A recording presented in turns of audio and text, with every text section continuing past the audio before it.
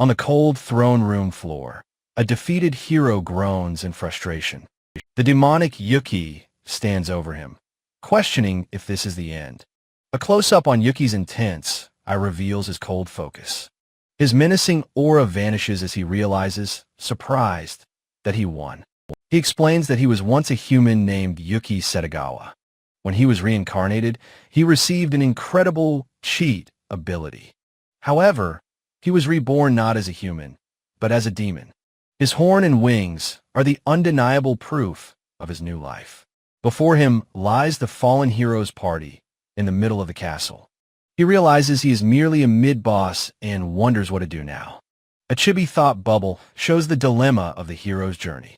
He decides to let them recover at a nearby village for now. He will simply tell his superiors that the heroes fled in terror. The story flashes back to the battle with the hero, Yuga. Yuki easily countered the legendary Holy Sword with his own magic. A small chibi panel shows the one-sided outcome of their clash.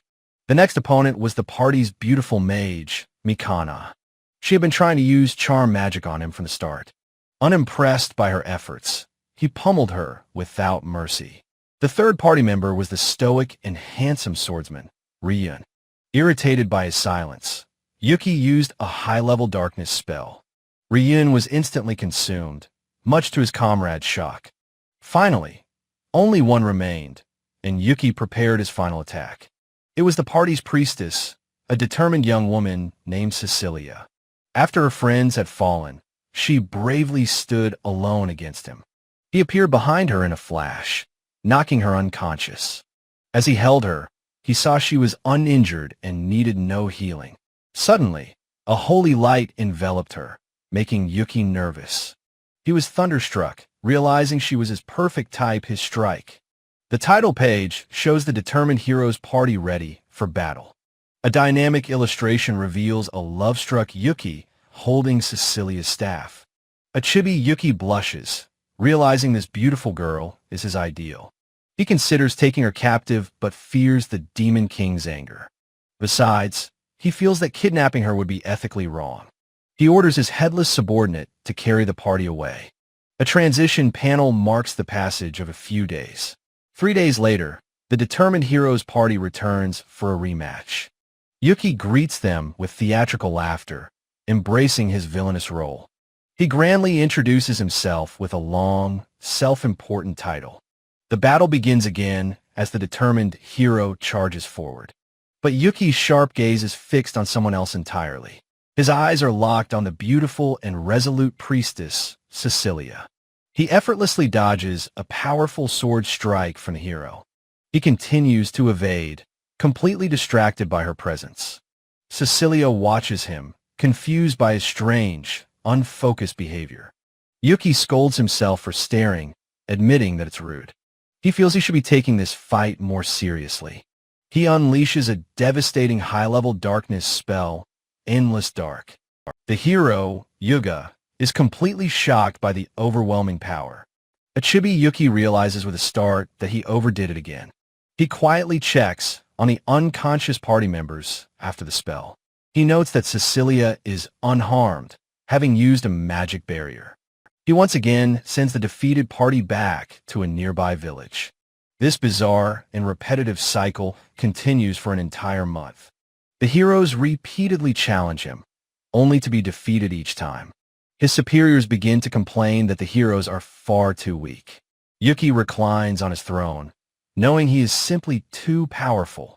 He decides that the next time they fight, he will make his move. Yuga declares that today will be the day they finally win. Mikana agrees, determined to defeat this infuriating demon. Yuki recalls that the hero's name is Yuga, a trivial fact. He notes that the swordsman, Ryun, remains as cool as ever. Cecilia encourages her friends, saying they will all do their best. Yuki prepares himself for the inevitable confrontation once more. He greets them with his usual villainous monologue and dramatic pose. Yuga and Ryun charge forward, ready for yet another battle. But even with his cheat ability, he is slowly being worn down. He decides to change tactics, telling the hero he can't win. Yuga protests, saying he must fight for the suffering people. Cecilia steps forward with a counter-proposal. She will stay behind. Yuga is shocked by her willingness to become a hostage. Ryun is equally stunned by her sudden and selfless declaration. Cecilia looks on with wide-eyed, desperate determination. Mikana, however, seems to understand the logic of the deal. Yuki presses his advantage, telling them to accept the offer. Mikana urges a horrified Yuga to agree to the terms. Yuki waits patiently, his expression unreadable, for their decision. Mikana reminds Yuga that saving the world is their priority. Yuga is torn, unable to accept, leaving Cecilia all alone. Mikana argues that Cecilia won't be defeated so easily. With heavy hearts, the party agrees to leave her behind. A faint, triumphant smile plays on Yuki's fanged lips. Yuga vows that he will absolutely return for her soon. The heavy doors slam shut, leaving Yuki and Cecilia alone. Yuki is suddenly incredibly nervous to be alone with her. Cecilia readies her staff, vowing to fight to her last breath. Yuki panics, waving his hands and telling her to wait. She asks if he is toying with her, but he denies it. She asks if he intends to torture her before killing her. He blurts out that he had intended to do just that. He confesses he fell for her and asks her to go out with him. Yuki waits, blushing and anxious, for her important response. Cecilia is left completely speechless, her face bright red. She can only stammer, unable to form a coherent thought. Then, she bows deeply and formally apologizes to him. Yuki despairs, convinced he's been rejected and is about to die. He asks why she's apologizing to her enemy. He demands to know why she isn't fighting back against him. She shouts that she doesn't want to die for rejecting him. A small chibi Yuki finds her angry expression adorable. Yuki's disembodied voice explains his lonely life, confined to his room. Cecilia admits she has never met a demon like him before. He reveals he is a reincarnated human, formerly Yuki Setagawa. Cecilia, processing this, asks why he didn't just side with humanity. He sadly questions if she would have ever trusted a demon. She then asks why he didn't just defeat the Demon King himself. He slumps down, explaining he'd just be forced to become the next one.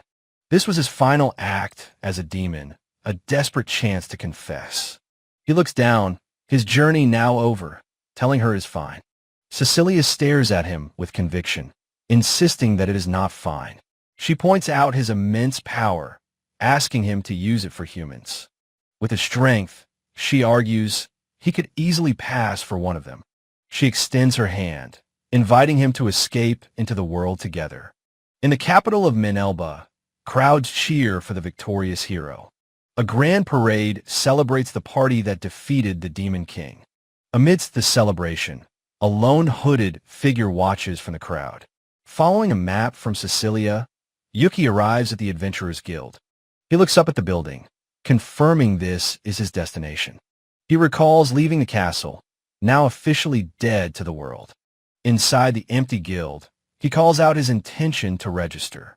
A tired man, Clayman, grumbles about the interruption during the parade. He yawns, annoyed at having to deal with a new registration. Yuki notes the man's lifeless eyes, wondering if he is all right.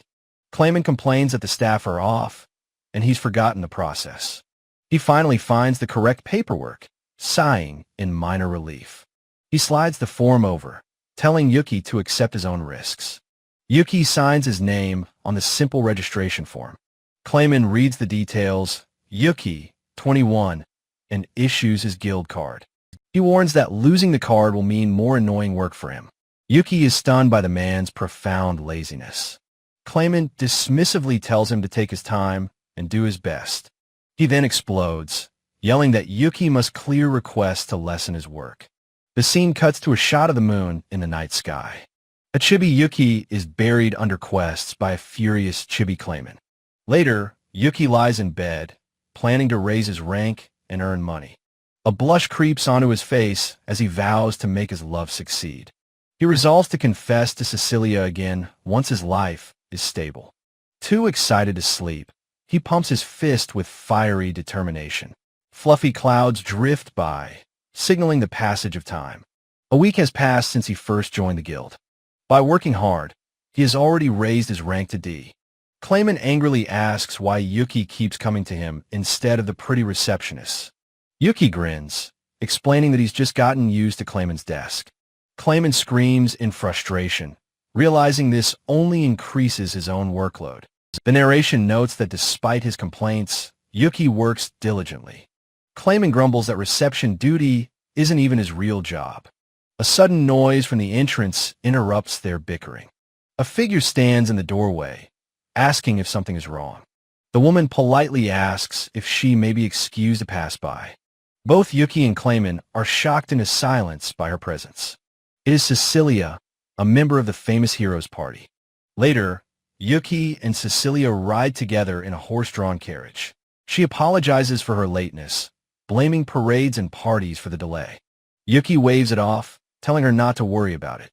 He smiles, asking how she was able to find him so easily. She admits that she had initially expected him to be in disguise. However, she says that finding him was surprisingly easy. She points out that he didn't change his name or his appearance. Yuki protests, insisting that he has indeed changed his look.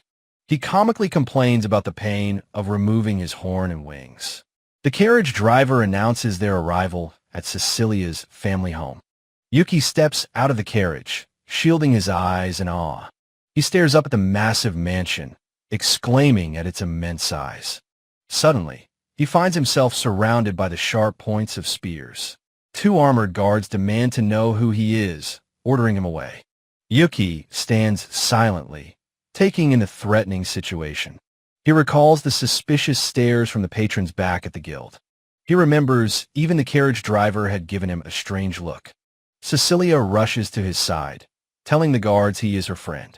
The two guards look at each other, confused by her declaration. Yuki realizes being seen with someone so famous is not good for him. The scene shifts to a grand, closed door within the mansion.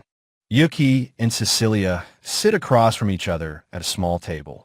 Cecilia gets directly to the point, asking him to quit the guild. Yuki is completely taken aback by her sudden request. He wonders what this is all about, apologizing for the abruptness. She explains that while the Demon King is gone, the threat is not. Yuki thoughtfully agrees, knowing monsters still roam the land. Damage from monsters will continue, even without a leader to guide them. She warns that now, war between the human nations is a real possibility. Powerful countries are recruiting talent, flooding the heroes with marriage offers. She clarifies that this applies to the entire Heroes Party, not just Yuga. Yuki grabs her, shocked, asking if she's receiving proposals too. He blushes, telling her not to interrupt his train of thought. She explains that if he becomes famous, he too will be targeted. For his protection, she wants to hire him as her personal bodyguard. He eyes her skeptically, asking if she can afford his services. She admits his S-rank power is beyond what she can personally pay. She blushes deeply, her eyes downcast as she struggles for words. She clutches her sleeve, about to use his feelings as leverage. Yuki instantly understands what she is trying to do. He throws out his hand dramatically, shouting for her to stop. He declares that he wants their love to succeed, but not like this. He dismisses the idea of being hired to fend off assassins for her. He proclaims that seduction is out of the question. He only has eyes for her. He strikes a triumphant pose, pointing at the stunned Cecilia. He immediately blushes, realizing he got carried away by his theatrics. Cecilia covers her mouth, trying her best to suppress a giggle. She finally fails, bursting into bright laughter and apologizing for it. Yuki, caught in the moment, can only offer an embarrassed laugh. Cecilia, her face flushed with a lingering blush, looks away and murmurs a soft apology. A comically drawn Yuki admits he got a bit carried away by his emotions. Leaning in close, Cecilia teases that no demon could ever be this interesting. Yuki is utterly floored, asking if she still hadn't believed his story. In his simplified form, he asks her why she is suddenly whispering. She just smiles playfully, putting a finger to her lips, saying she was reconfirming. The conversation is punctuated by two sharp exclamation marks. Cecilia announces that she has another appointment and must be on her way. She offers a warm smile, saying she had fun and they should meet again. Yuki agrees, adding that he has one last favor to ask of her. He nervously asks if he can start calling her by her first name, Cecilia. Beaming with joy, she agrees and says she will call him Yuki-san in return. A tiny, ecstatic Yuki cheers, utterly overjoyed by this small victory. They wave goodbye to each other, both looking forward to their next meeting. He made a promise with Cecilia that they would see each other again soon. That night, he happily hugs his pillow, feeling much closer to her now. The next morning, the sun shines brightly through a clear blue sky. Yuki is ecstatic, anticipating a wonderful day off spent with Cecilia. He thinks to himself that today is going to be a fun day. But his mood instantly sours, his face darkening with intense anger. He has arrived at the mansion only to be turned away at the gates. He grumbles in frustration that the hero, of all people, is visiting her. Resigned, he decides there's nothing to do but wander the city aimlessly. The scene shifts to an establishing shot of the city's quaint, timber-framed buildings. While walking, he notices a large crowd of people gathered just ahead. He squints, thinking the handsome man at the center of the crowd looks familiar. He recognizes the swordsman, Ryun, surrounded by a throng of adoring fans. With a jolt, he realizes it's Ryun, the captain of the knights. He can see that the stoic swordsman is deeply troubled by all the attention. Seeing his distress, Yuki feels a sudden, unexpected urge to help him.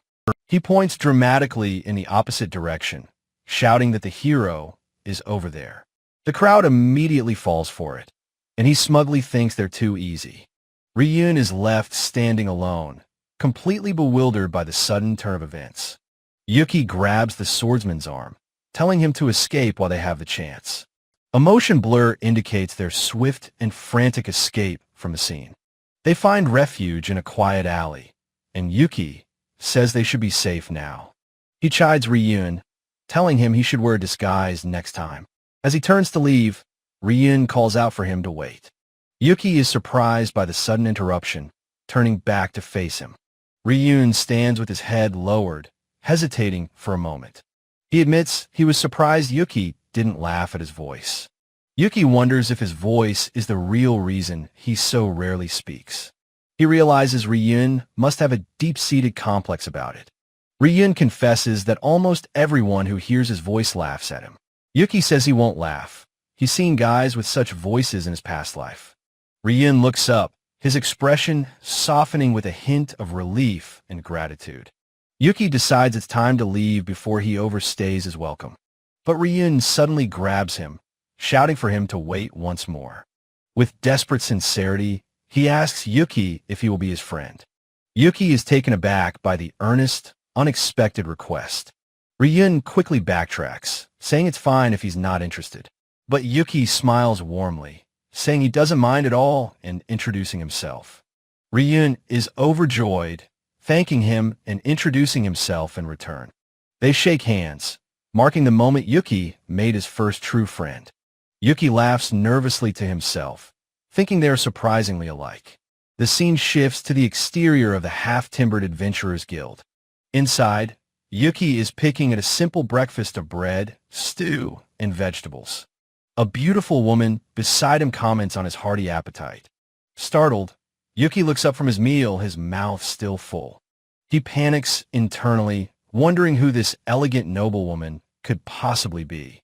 She smiles, saying he is just as interesting as her daughter described. Yuki's eyes widen in a moment of dawning, horrified realization. She introduces herself as Celia Aquarain, Cecilia's mother. Yuki screams internally, shocked to his core by the revelation. In his flustered panic, he slams his face directly into his plate of food. He chokes on his meal as Celia giggles, amused by his chaotic reaction. Cecilia offers a warm smile, saying she had fun and they should meet again. Yuki agrees, adding that he has one last favor to ask of her. He nervously asks if he can start calling her by her first name, Cecilia. Beaming with joy, she agrees and says she will call him Yuki-san in return. A tiny, ecstatic Yuki cheers, utterly overjoyed by this small victory. They wave goodbye to each other, both looking forward to their next meeting. That night, he happily hugs his pillow, feeling much closer to her now. The next morning, the sun shines brightly through a clear blue sky. Yuki is ecstatic, anticipating a wonderful day off spent with Cecilia. He thinks to himself that today is going to be a fun day. But his mood instantly sours, his face darkening with intense anger. He has arrived at the mansion only to be turned away at the gates. He grumbles in frustration that the hero, of all people, is visiting her. Resigned, he decides there's nothing to do but wander the city aimlessly. The scene shifts to an establishing shot of the city's quaint, timber-framed buildings. While walking, he notices a large crowd of people gathered just ahead. He squints, thinking the handsome man at the center of the crowd looks familiar. He recognizes the swordsman, Ryun, surrounded by a throng of adoring fans. With a jolt, he realizes it's Ryun, the captain of the knights. He can see that the stoic swordsman is deeply troubled by all the attention. Seeing his distress, Yuki feels a sudden, unexpected urge to help him. He points dramatically in the opposite direction, shouting that the hero is over there. The crowd immediately falls for it, and he smugly thinks they're too easy. Ryun is left standing alone, completely bewildered by the sudden turn of events. Yuki grabs the swordsman's arm, telling him to escape while they have the chance. A motion blur indicates their swift and frantic escape from a scene. They find refuge in a quiet alley, and Yuki says they should be safe now. He chides Ryun, telling him he should wear a disguise next time. As he turns to leave, Ryun calls out for him to wait. Yuki is surprised by the sudden interruption, turning back to face him. His surprised face is shown again in a slightly different style. Ryun stands with his head lowered, hesitating for a moment. He admits he was surprised Yuki didn't laugh at his voice. Yuki wonders if his voice is the real reason he so rarely speaks. With a pained smile, Ryun admits that Yuki is one of the few people who doesn't laugh at his voice. Yuki confidently states that he would never laugh at such a thing. Ryun is visibly moved by this simple act of acceptance, a blush dusting his cheeks. Thinking he should leave, Yuki decides to depart before the hero's party deems him rude. As he turns to go, a frantic Ryun grabs his arm, desperately telling him to wait. The stoic swordsman then asks, with surprising vulnerability, if Yuki will be his friend. Yuki is completely stunned by the earnest and unexpected request. Ryun quickly backpedals, saying it's fine if it's a bother, as only his mother had been so kind. Yuki smiles warmly, assuring him that becoming friends is no trouble at all. He introduces himself as Yuki, prompting a joyful Ryun to introduce himself in turn. They shake hands, sealing the moment Yuki made his very first friend in this new world. Yuki briefly wonders if Ryun reminds him of someone, but quickly dismisses the thought. The scene shifts, showing the timber-framed exterior of the Adventurers Guild. A simple but hearty-looking guild hall meal sits on a table, ready to be eaten. Yuki picks at his food, his mind elsewhere and his appetite gone. Suddenly, a beautiful woman appears beside him, and he jumps in surprise. He stares, wondering who this elegant noblewoman is and why she is so close. She smiles knowingly, remarking that he is just as interesting as her daughter had described. Yuki's eyes widen in dawning comprehension and absolute horror. The woman introduces herself as Celia Aquarain, Cecilia's mother, much to his shock. He leaps up in a flustered panic, shouting a formal and frantic greeting. In his haste, he slams his hands on the table, sending his plate flying. He chokes on his food while bowing deeply as Celia watches with amusement. She laughs at his antics and asks what business he has with her. Her expression turns serious, mentioning a report from a knight about his impolite behavior. Yuki admits he might have been rude, but adds that their first meeting wasn't ideal either. Celia's eyes glint as she reveals she heard he was head over heels for Cecilia. She asks about his relationship with her daughter before accusing him of having a boyfriend. She feigns innocence, playfully asking if she could have possibly misunderstood the situation. A sweating Yuki stammers that it's fine, brushing off the outrageous accusation. Satisfied, Celia says that since that's settled, it's time for them to leave. With a charming wink, she tells him they're going to see Cecilia at the mansion. Yuki's face lights up with pure joy, and he eagerly agrees to go right away. The grand and imposing Aquarane family mansion stands tall against a cloudy sky.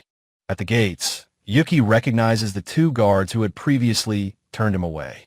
Celia asks if he wants to know more about what happened with the guards. She reassures him not to worry, as she has already disciplined them herself. She reveals the head maid is a former A-rank adventurer who retired for personal reasons. Celia adds that while powerful, the maid is terrifying when she gets angry at her husband. She recounts a story of a fight that left the husband seriously injured for 6 months. Yuki breaks out in a cold sweat, thoroughly intimidated by the formidable maid's reputation. He muses that they must be a happy couple, though he feels deep concern for the husband. Celia looks aside, remarking that they should speak of the devil. A stern but elegant maid appears, welcoming her mistress home with a polite bow. The maid introduces herself as Sophia, and Yuki notes that she seems surprisingly normal. Celia asks Sophia about her intentions, and the maid retracts her earlier statement. Blushing and sweating, Yuki can only wish the poor guards the best of luck. Sophia gestures for them to follow, saying she will guide them to the room. Celia peeks into a room, quietly beckoning for Yuki to come closer. The two of them peer into the room from the doorway, like curious children. Inside, a sleepy Cecilia, her hair a mess, is startled by their sudden appearance. Yuki is shocked, realizing that she has only just woken up for a nap. Cecilia, recovering quickly, demands to know why Yuki is in her home. Celia teases her daughter for being bad with mornings, as Yuki feels overwhelmed by the sight. Cecilia collects herself, her expression becoming composed and stern. Yuki sits formally while Celia tells her daughter to forgive the rude awakening. Cecilia, now fully awake, asks her mother why she summoned him here today. Celia admits she saw him and Cecilia talking and was curious about his story. She gleefully describes his dramatic pose, leaving a mortified Yuki wishing for death. Her playful demeanor vanishes as she says it is time to get to the main topic. She confirms that Cecilia has been receiving a flood of political marriage proposals. Among the many suitors, she reveals, is an offer from the hero, Yuga. Yuki is stunned into silence by the shocking revelation. Celia reassures him with a smile, adding that Cecilia has already turned him down. Yuki erupts, declaring the hero has no chance, as the mage always loves the hero in stories. Celia is greatly amused by his passionate outburst, noting how much he must like her daughter. With a sly smile, she drops a bombshell, asking him directly, "Will you marry Cecilia?" A shocked Cecilia turns to Yuki, demanding to know what his answer will be. Yuki freezes, realizing this could be the opportunity he has been waiting for. However, his shoulders slump, and he bows his head in defeat.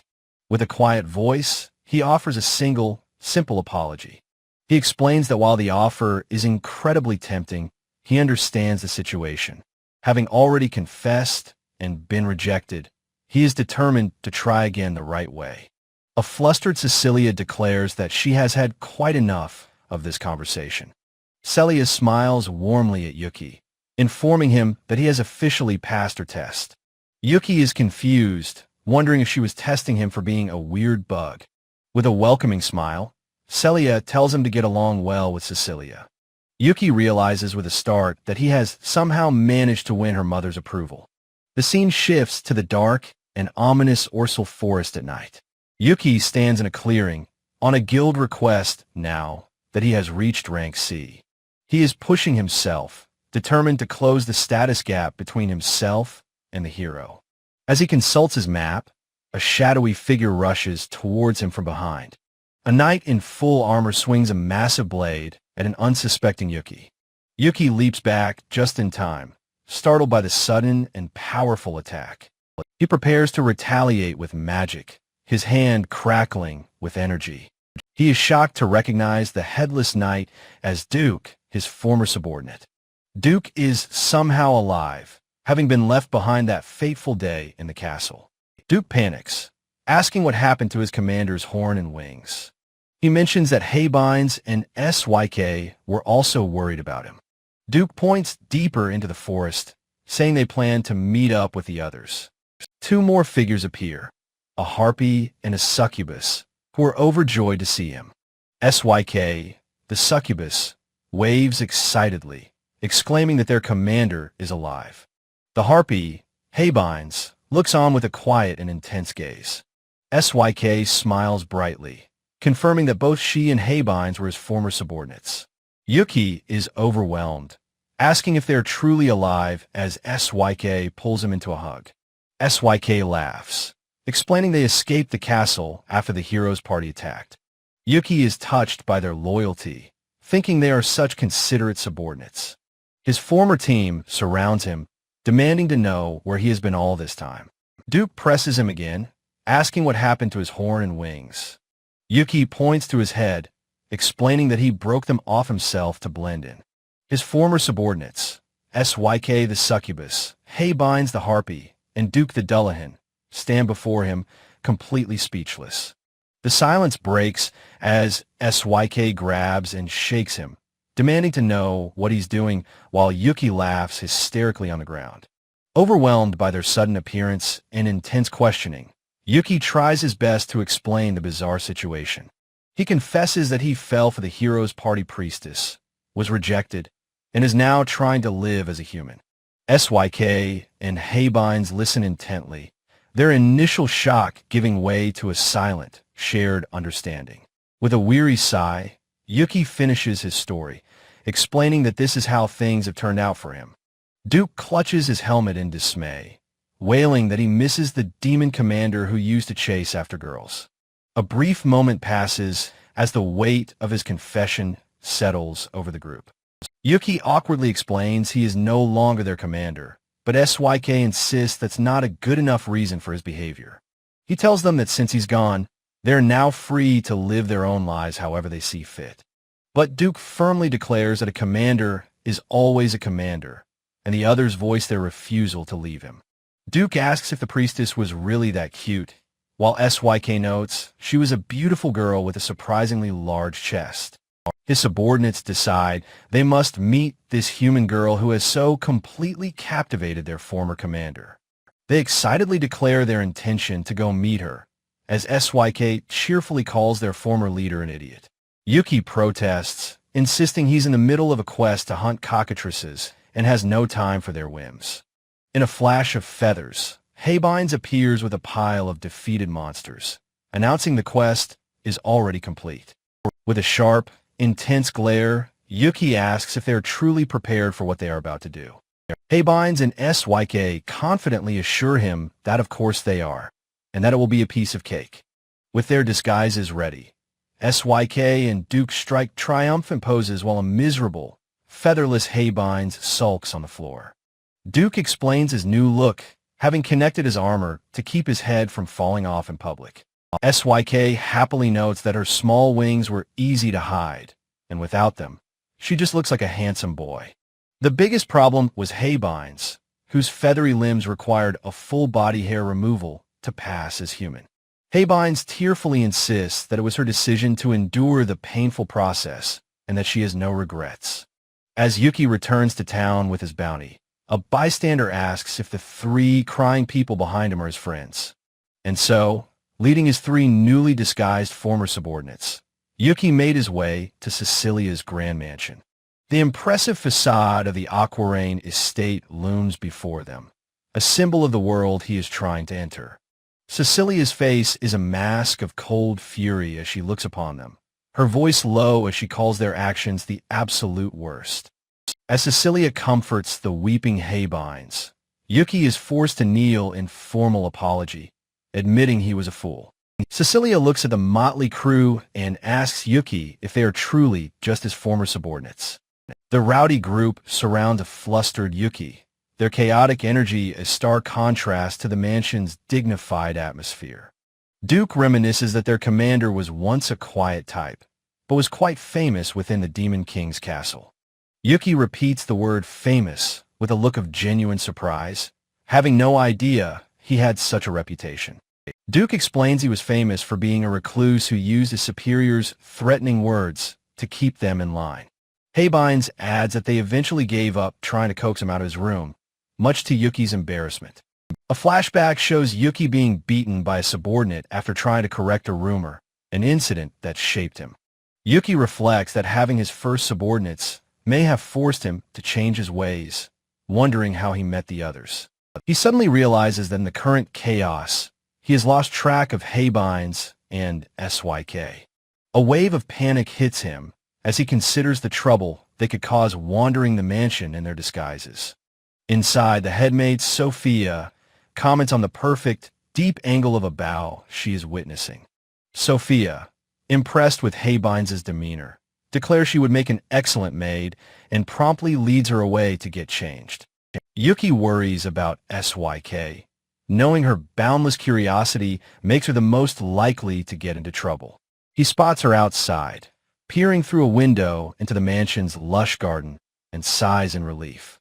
Celia is in the garden with a sleeping Haybines on her lap, asking Yuki if the girls are his friends. She reassures him that Haybines is fine, explaining that the young harpy simply played until she was exhausted. Celia and Cecilia wave a cheerful goodbye, inviting him to come and play again soon. Yuki asks his subordinates if they're satisfied, announcing that it's time for him to go home. But his former troops cheer, declaring that of course they will be coming with him. Yuki looks horrified, unable to believe they actually intend to follow him home. And so, his life grew even more complicated as Duke, Haybines, and SYK came to live with him. The next day, Yuki arrives at the mansion, politely announcing his presence at the door. He is greeted by Haybines, now dressed impeccably in a maid's uniform, a position she was scouted for by Sophia. Yuki compliments her, noting that she's become quite the lady, and she bows respectfully in return. Celia greets him warmly, asking if he has already met their newest maid. Yuki sits stiffly on an opulent sofa, asking why he has been summoned. Celia explains that she needs him to accompany Cecilia for a day of much-needed rest. She elaborates that Cecilia is exhausted from the constant stream of marriage proposals and parties. She is too earnest to refuse. Since Cecilia is a girl who enjoys shopping, Celia wants Yuki to be the one to take her out. The implication of her words slowly dawns on Yuki, his eyes widening in realization. A deep blush spreads across his face as he understands. This is a parent-approved date. He leaps to his feet, a huge, excited grin on his face as he enthusiastically accepts the offer. Celia smiles, having anticipated his answer, and informs him that a carriage is already waiting outside. She gently urges him to go, telling him that Cecilia is waiting for him. Yuki, blushing furiously, greets Cecilia, apologizing for the wait and telling her how lovely she looks. Cecilia turns to him, a vision in a beautiful summer dress, a wide-brimmed hat, and charming glasses. She smiles brightly, reassuring him that it's fine, and suggests they get going.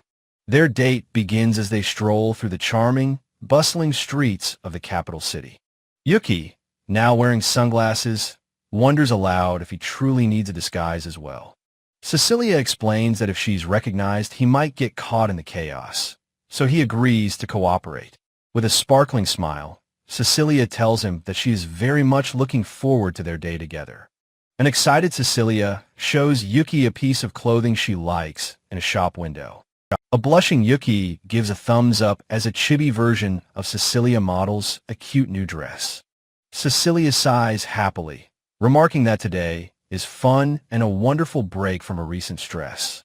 She repeats how much fun she's having, and Yuki replies that he's incredibly happy to hear her say that. As they walk, Cecilia's eyes land on a small, inviting accessory shop.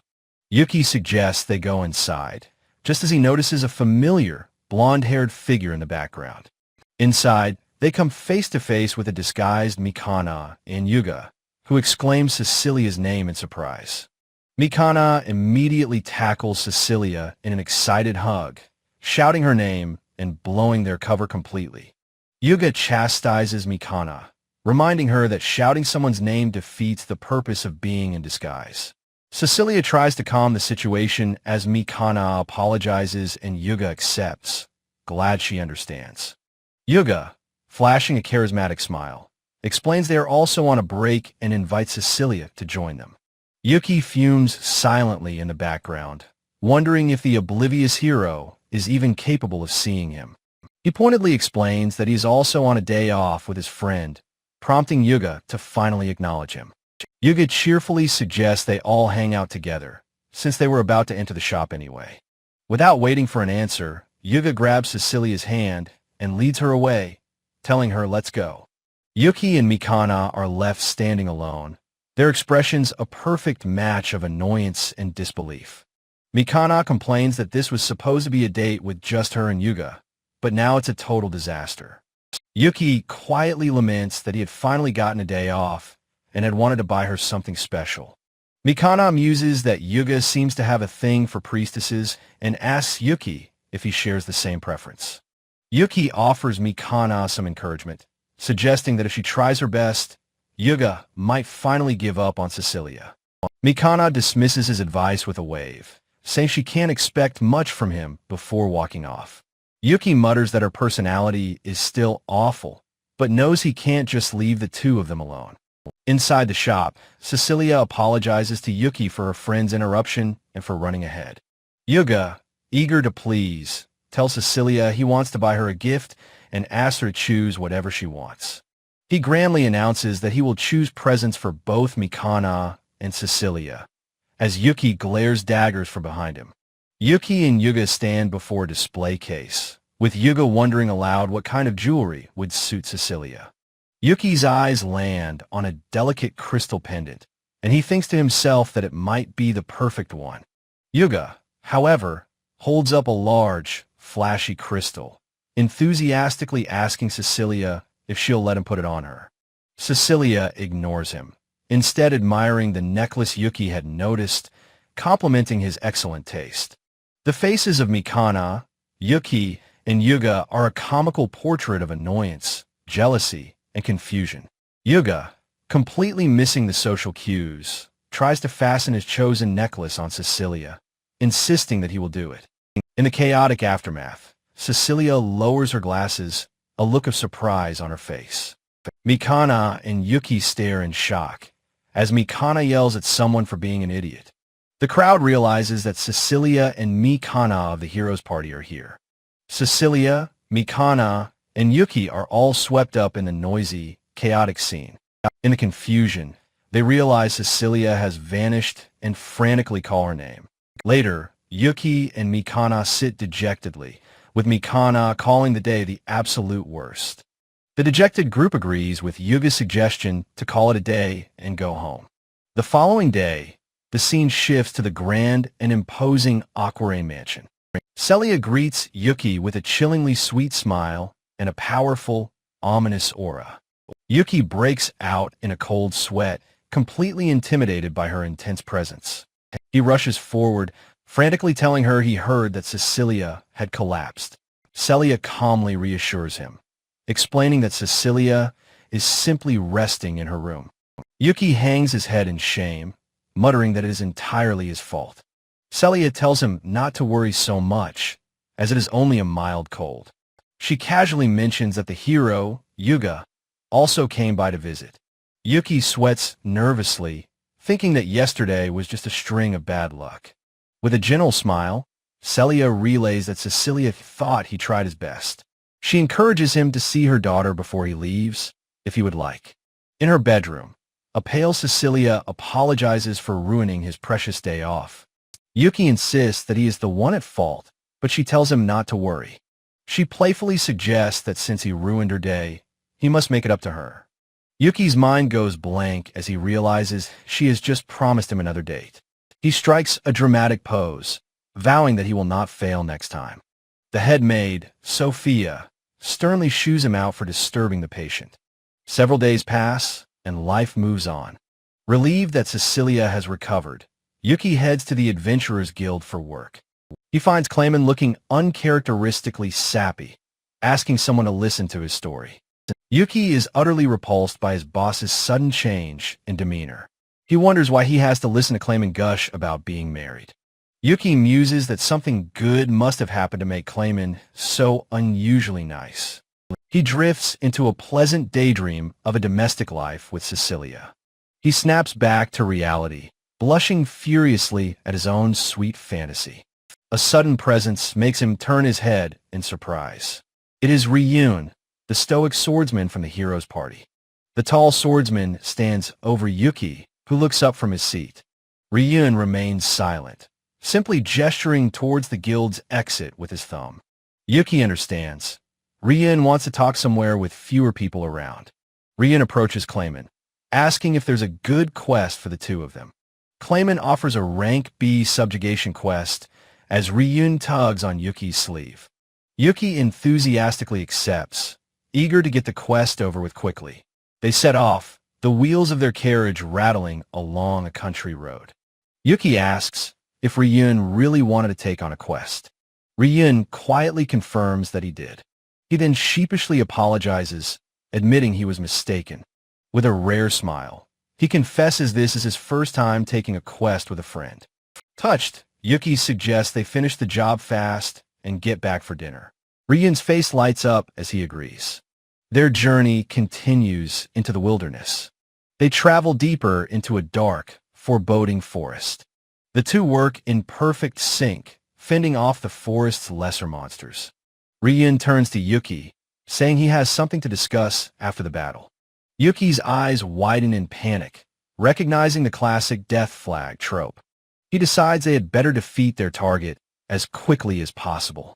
He senses a powerful presence approaching through the trees. Yuki turns to see their quarry finally making its appearance. A colossal rock dragon bursts from the trees, and Yuki tells Ryun to get ready. The two friends stand firm, preparing for the fight.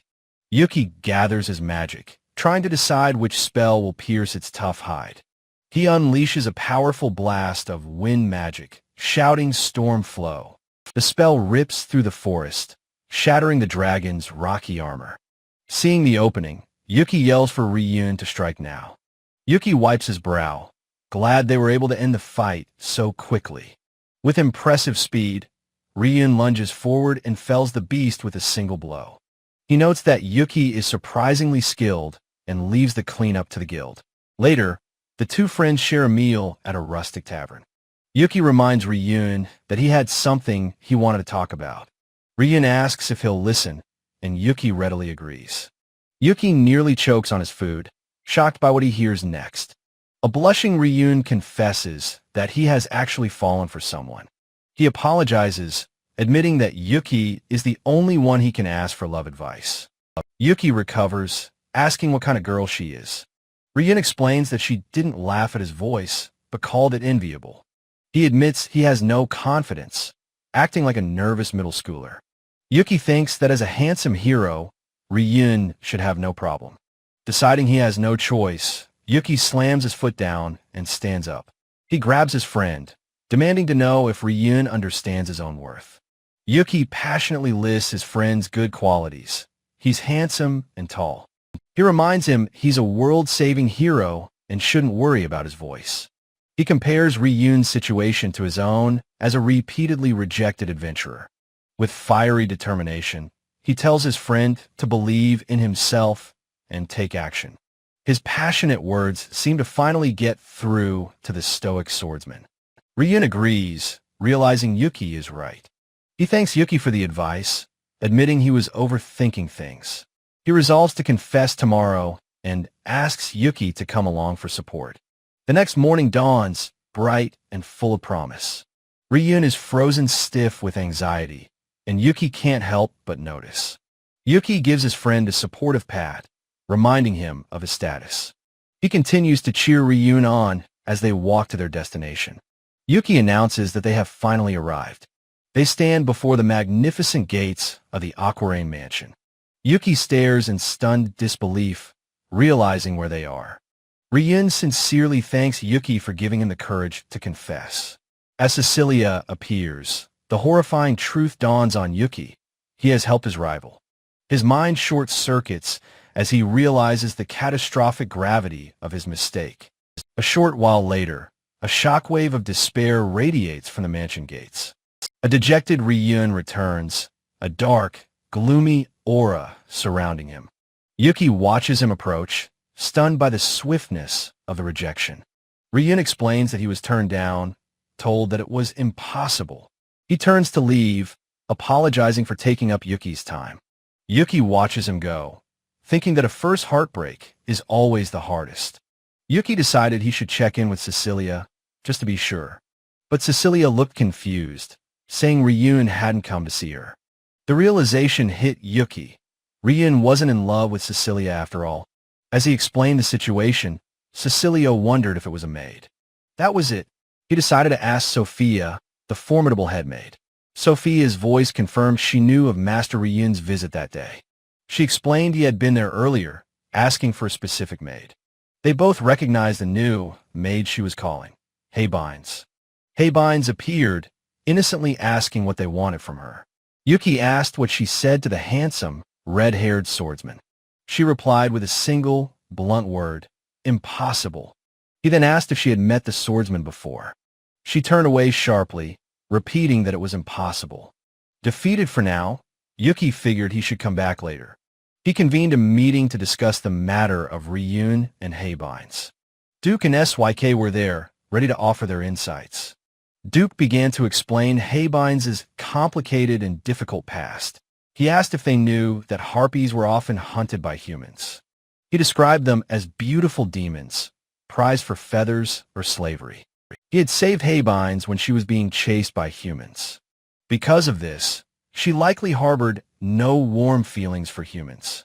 Yuki and SYK contemplated this difficult, tragic revelation.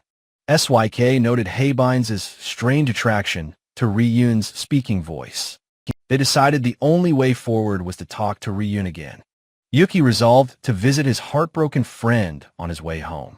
He arrived at the knight's barracks, announcing his presence. He found Ryun lying face down on his bed in total despair. The proud swordsman was completely crushed by the rejection. Ryun apologized, but Yuki said he had something to ask. He wanted to know the details of Ryun's first meeting with her. Yuki yelled that it was far too early for him to give up. Ryun listened, his expression still clouded with doubt. He began his story, recalling a patrol through a back alley. He had been checking for anything unusual when he noticed something. Two thugs were cornering Haybines, trying to harass her. Without hesitation, Ryun drew his sword to intervene. His intimidating presence was more than enough to stop them. A single sharp glance sent a clear message to the thugs. One of them yelled in defiance, not yet ready to back down. But a swift strike with his sword's pommel silenced him. The other thug recognized him as Ryun of the hero's party. Realizing who they were dealing with, they quickly fled the scene. Ryun sighed at their barbaric behavior and turned to leave. But he was startled when Haybines suddenly grabbed his cape. She looked up at him, her eyes shining, and said it was good. He was instantly flustered, worried about his unusual voice. She then called his voice enviable, leaving him utterly shocked. Overwhelmed by the praise, he thanked her and quickly ran away. The memory of that moment still left him speechless. And that, he explained, was the full story of their meeting. Yuki, seeing hope, dragged his friend out of the room. Outside, they were immediately spotted by Duke. Duke asked if this was the guy who confessed to Haybines. Duke explained that Haybines has a deep-seated trauma regarding men. Yuki wondered if Ryun could be the one to heal her trauma. When asked, Duke simply said he didn't know if it was possible. He then angrily called Ryun a wimp for not being more confident. The two began to argue, forcing a panicked Yuki to intervene. Yuki suggested he start by trying to become her friend first. He began to explain his new, much simpler strategy. A passionate new friendship was born as they agreed to the plan. And so, A determined Ryun returned to the Aquarane estate. He found Haybines outside, diligently sweeping near the gate. With Yuki cheering him on, he nervously approached her.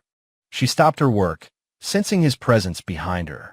He stammered, his face flushed, asking if she would be his friend. A light blush dusted the young harpy's cheeks. In the quiet garden, she softly agreed to his request. It was a happy ending, a cause for celebration. Yuki later learned that Cecilia had helped persuade Haybines. Incidentally, Duke was scouted by Ryun and joined the Knights. Meanwhile, SYK had found a new person to bother. Yuki's life now involved being a plaything for his subordinates. He desperately wished for Haybines and Duke to return. Sometime later, a carriage rattled down a country road. Haybines was thrilled, exclaiming it was her first carriage ride. SYK laughed as Yuki tried to calm the overly excited harpy. He explained they were heading to Daga's village for a job. Cecilia had taken a healing job, and he had offered to help. SYK had apparently invited herself along for the ride. Cecilia admitted she was honestly relieved they had come with her. She was certain the job would be over in no time. Yuki confidently told her to leave everything to him. They arrived to find the village devastated by a bandit attack. The elder was overjoyed to see that Lady Cecilia had arrived. The situation was grim. She asked him to gather the wounded. She introduced Yuki and SYK as skilled friends here to help.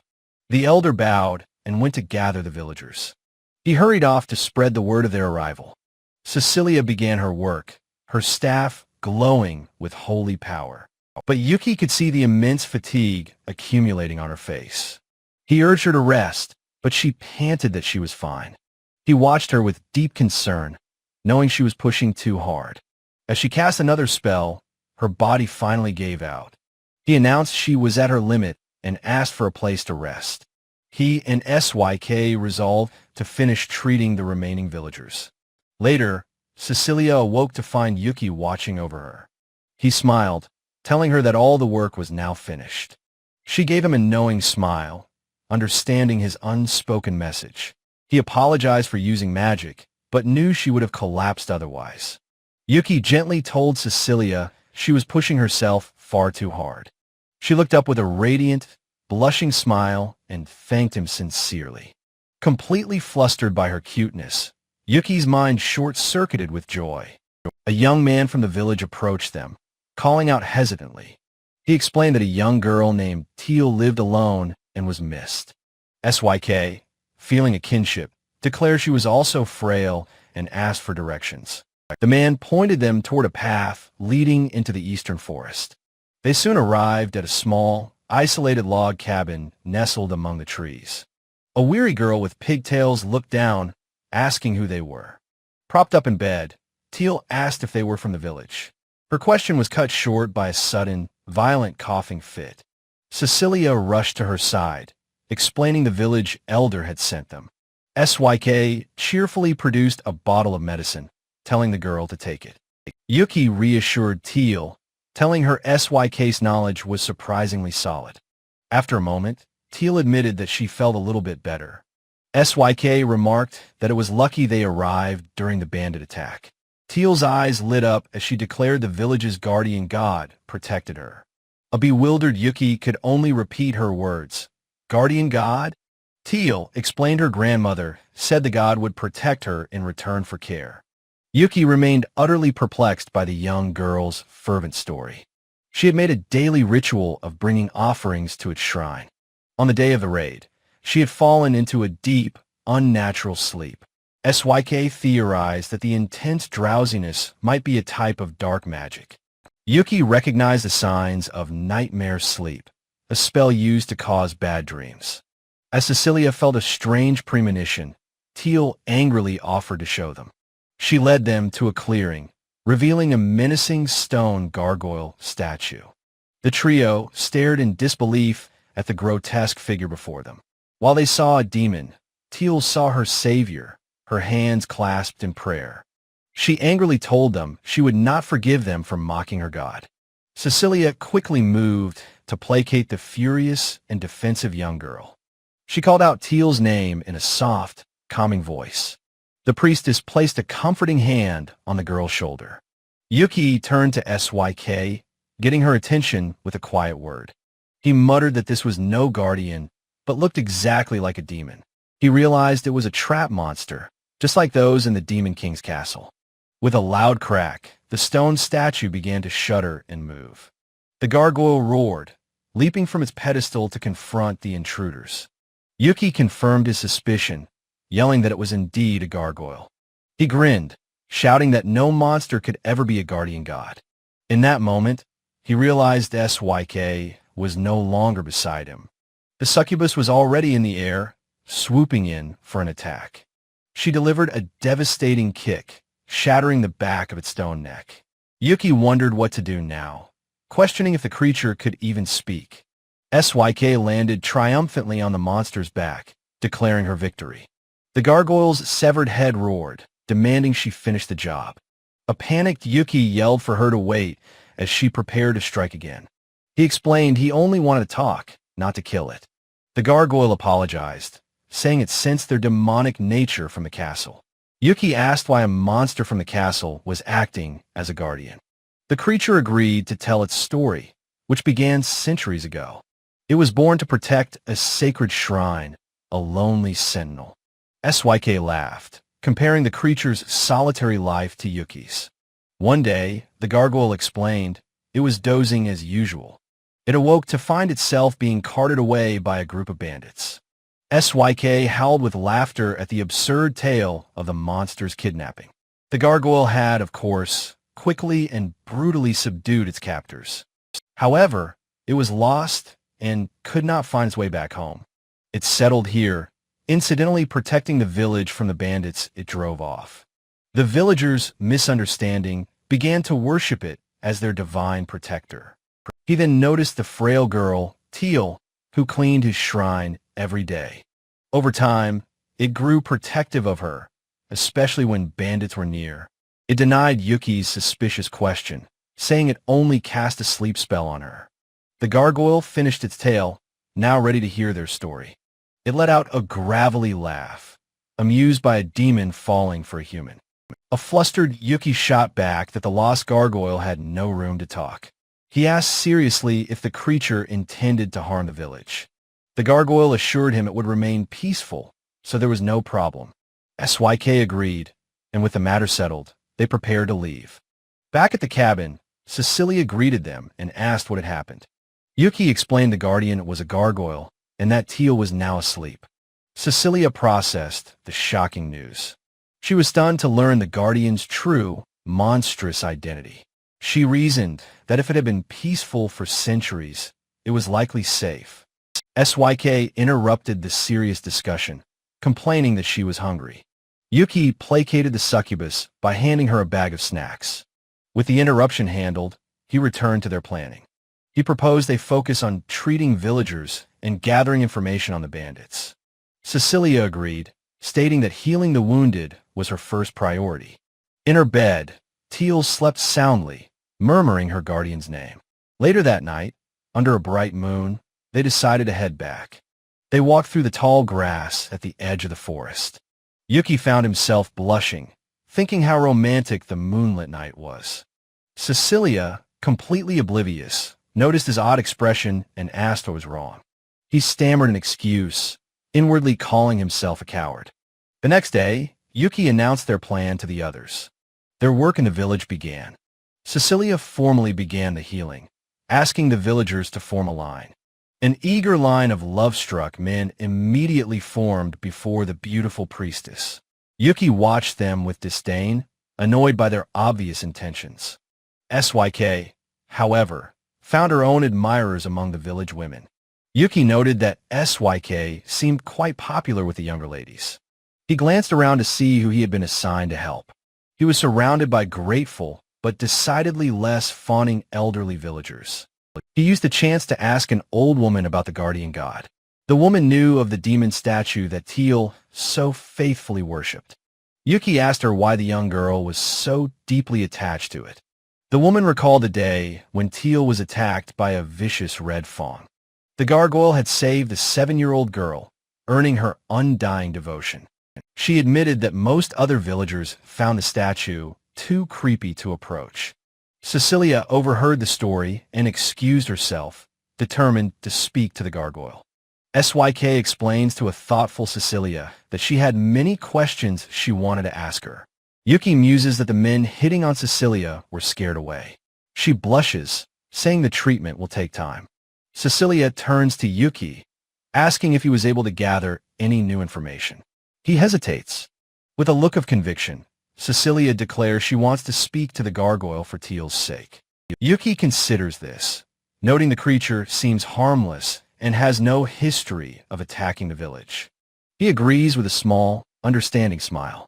A voice calls out, telling SYK to go check on Teal, but to be gentle with her. The gargoyle roars in fury, demanding to know if they told the human about him. Cecilia calmly introduces herself, asking if he is indeed the gargoyle.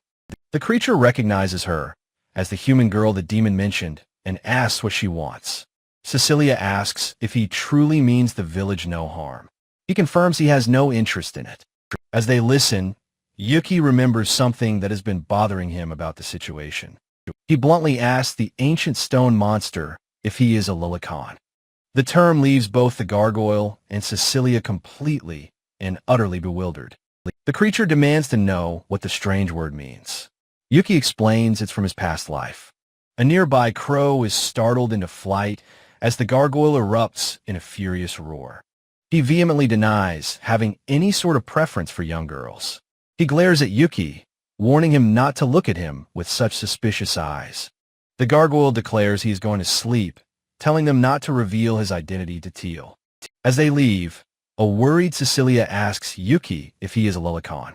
Yuki strikes a dramatic, sparkling pose, declaring that his type is Cecilia herself, much to her surprise. Flustered, she tells him not to say such things so suddenly. He suggests they go find Teal. Outside a small cabin, Teal's voice is heard, begging SYK to wait. Teal appears, her eyes sparkling, exclaiming that she still has so much to tell about the guardian god. SYK is shown crying, utterly exhausted from the little girl's endless chatter. Inside, Teal has cornered a weeping SYK on the bed, begging for help as Yuki watches wearily.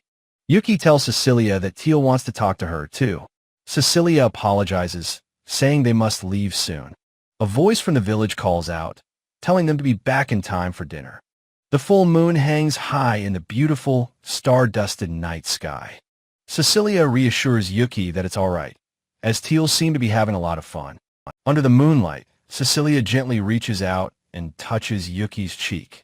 She tells him to be careful in the dark, offering a soft smile and a word of thanks.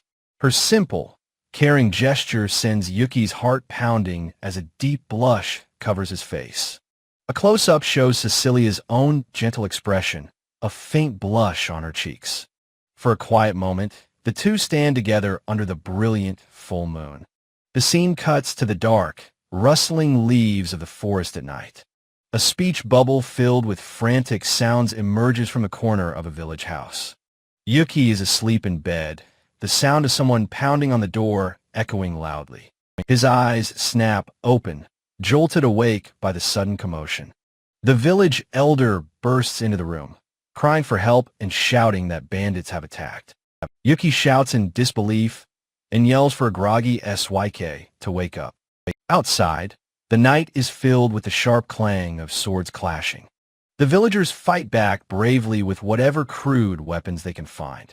Yuki and Cecilia rush into the fray, calling out to each other amidst the chaos. A wounded villager grimly notes that they are at an overwhelming disadvantage. Yuki takes command, ordering SYK to the front lines while Cecilia provides support. With a playful wink, SYK leaps into action against the surprise bandit. The bandit snarls, calling the small succubus a brat. SYK responds with a powerful kick, slamming the man's head into the ground.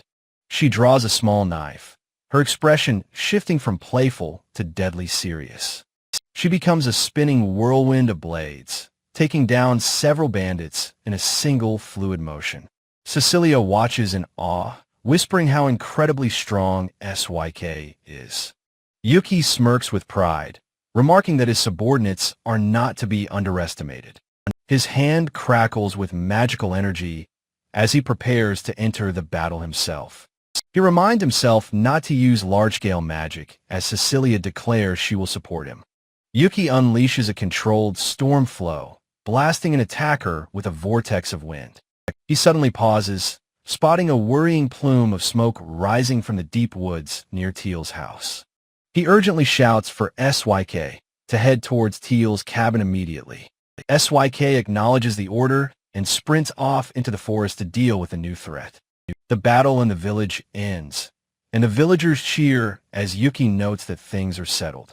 He looks around the celebrating crowd, a worried expression crossing his face. A villager asks him if SYK has returned from the forest yet. Yuki's eye narrows. He can't believe SYK would lose to mere bandits. But he admits to a concerned Cecilia that he has a very bad feeling. Cecilia cries out his name as they both realize something has gone terribly wrong. A shot of the dark forest leaves heightens the growing sense of dread. The view pans over the roof of Teal's isolated cabin in the woods. In a moonlit clearing, they find a horrific scene. The gargoyle is shattered, and SYK and Teal are weeping over him. Yuki stares in absolute shock, his mind unable to process the devastation before him. A close-up shows SYK's bruised and tear-streaked face. Teal sobs, clutching the broken head of her beloved guardian. A strange man, Miller, turns toward them with a chilling, self-satisfied smile. He looks up at them with casual indifference, asking what the problem is. Yuki demands to know who he is, as Cecilia gasps in horrified recognition.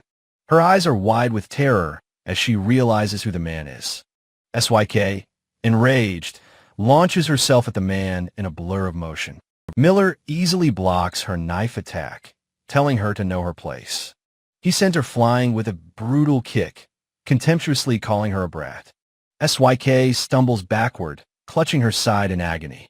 Cecilia cries out SYK's name as the succubus collapses from the force of the blow.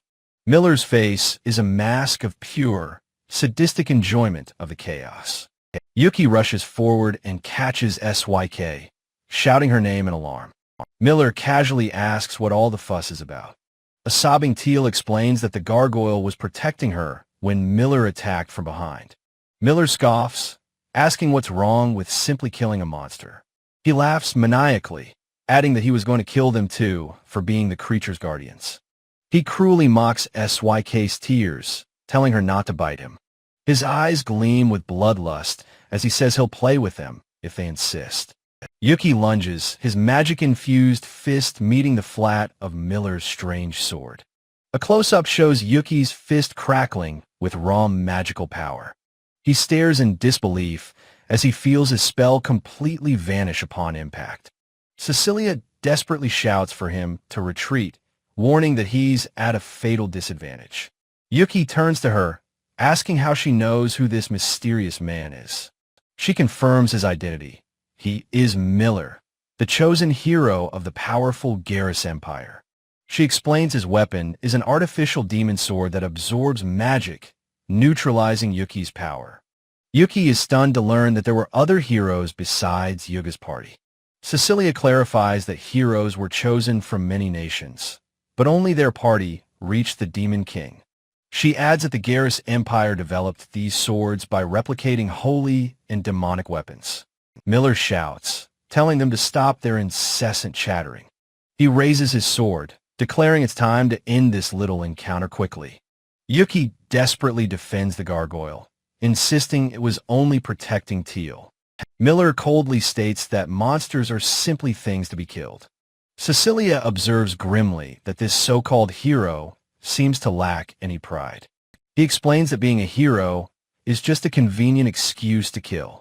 With a psychotic grin, he admits that he just wanted to kill something. He raises his sword, telling the cowering Teal to get out of his way. Teal desperately tries to shield her fallen guardian with her small body. Cecilia steps in, questioning if he would dare attack a Clarinus citizen. He taunts her, saying he doesn't care if his actions start a war. Cecilia gasps in shock as he reveals he knows her noble identity. Yuki's hand clenches into a fist, his patience finally snapping. He moves to stand in front of Cecilia, who cries out his name. Miller dismissively recognizes Yuki as just a villager he saw earlier. His eyes glint with cruel amusement as he sizes up his new opponent. Yuki's thoughts drift to the gargoyle's mutilated and broken body. He remembers the terrible pain this has caused the innocent young Teal. He recalls the pained expression of his defeated subordinate, SYK. He remembers Miller threatening Cecilia, which was the final straw. "I'll never forgive you," he seethes, vowing to show him hell. A massive torrent of magical energy erupts from his outstretched hands. Miller coolly states that the impressive display of power is useless. Yuki calmly thinks to himself that this was only a greeting. He channels even more raw power into the palm of his hand. The intensified blast of magic slams into Miller's defensive stance. Miller screams in defiance, insisting that magic won't work on him. Yuki taunts him, saying he only needs magic to win this fight. Enraged, Miller roars that Yuki can't win and charges forward. A magic barrier appears, deflecting the sword as Cecilia cries out. Yuki stands completely unharmed, having effortlessly stopped the attack. Cecilia looks on, her expression a mixture of worry and awe. Yuki resolves to end this quickly to keep Cecilia out of danger. He challenges Miller to absorb another, even more powerful blast. Miller grunts with effort, his sword straining against the magic. The magic-absorbing sword begins to crack under the immense pressure. Seeing his chance, Yuki shouts that he has found an opening. He lands a powerful, magically infused punch squarely on Miller's jaw. The force of the blow sends the false hero flying backward. Yuki poses triumphantly, much to Cecilia's visible embarrassment. She questions his victory pose. He explains he got carried away. Yuki asks about SYK's injuries, and Cecilia reassures him she'll recover. From the ground, Miller hurls a spear toward the fallen gargoyle. The spear soars through the air, aimed directly at the guardian's head. Teal throws herself in the path of the spear to protect it. Yuki's face is a mask of pure shock and horror at the sight. The spear brutally impales the young girl through the chest. His eye widens in uncomprehending shock and utter disbelief. He reaches out, realizing with horror he was too slow to save her. Cecilia screams Teal's name and rushes to her side to heal her. A warm, holy light emanates from her staff, enveloping the girl. The dying gargoyle asks Teal why she would sacrifice herself for it. She explains that since he always saved her, it was now her turn. Cecilia's staff clatters to the ground, her healing magic exhausted.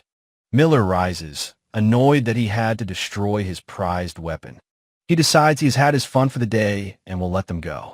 Yuki's voice is low and menacing, questioning if he can just escape.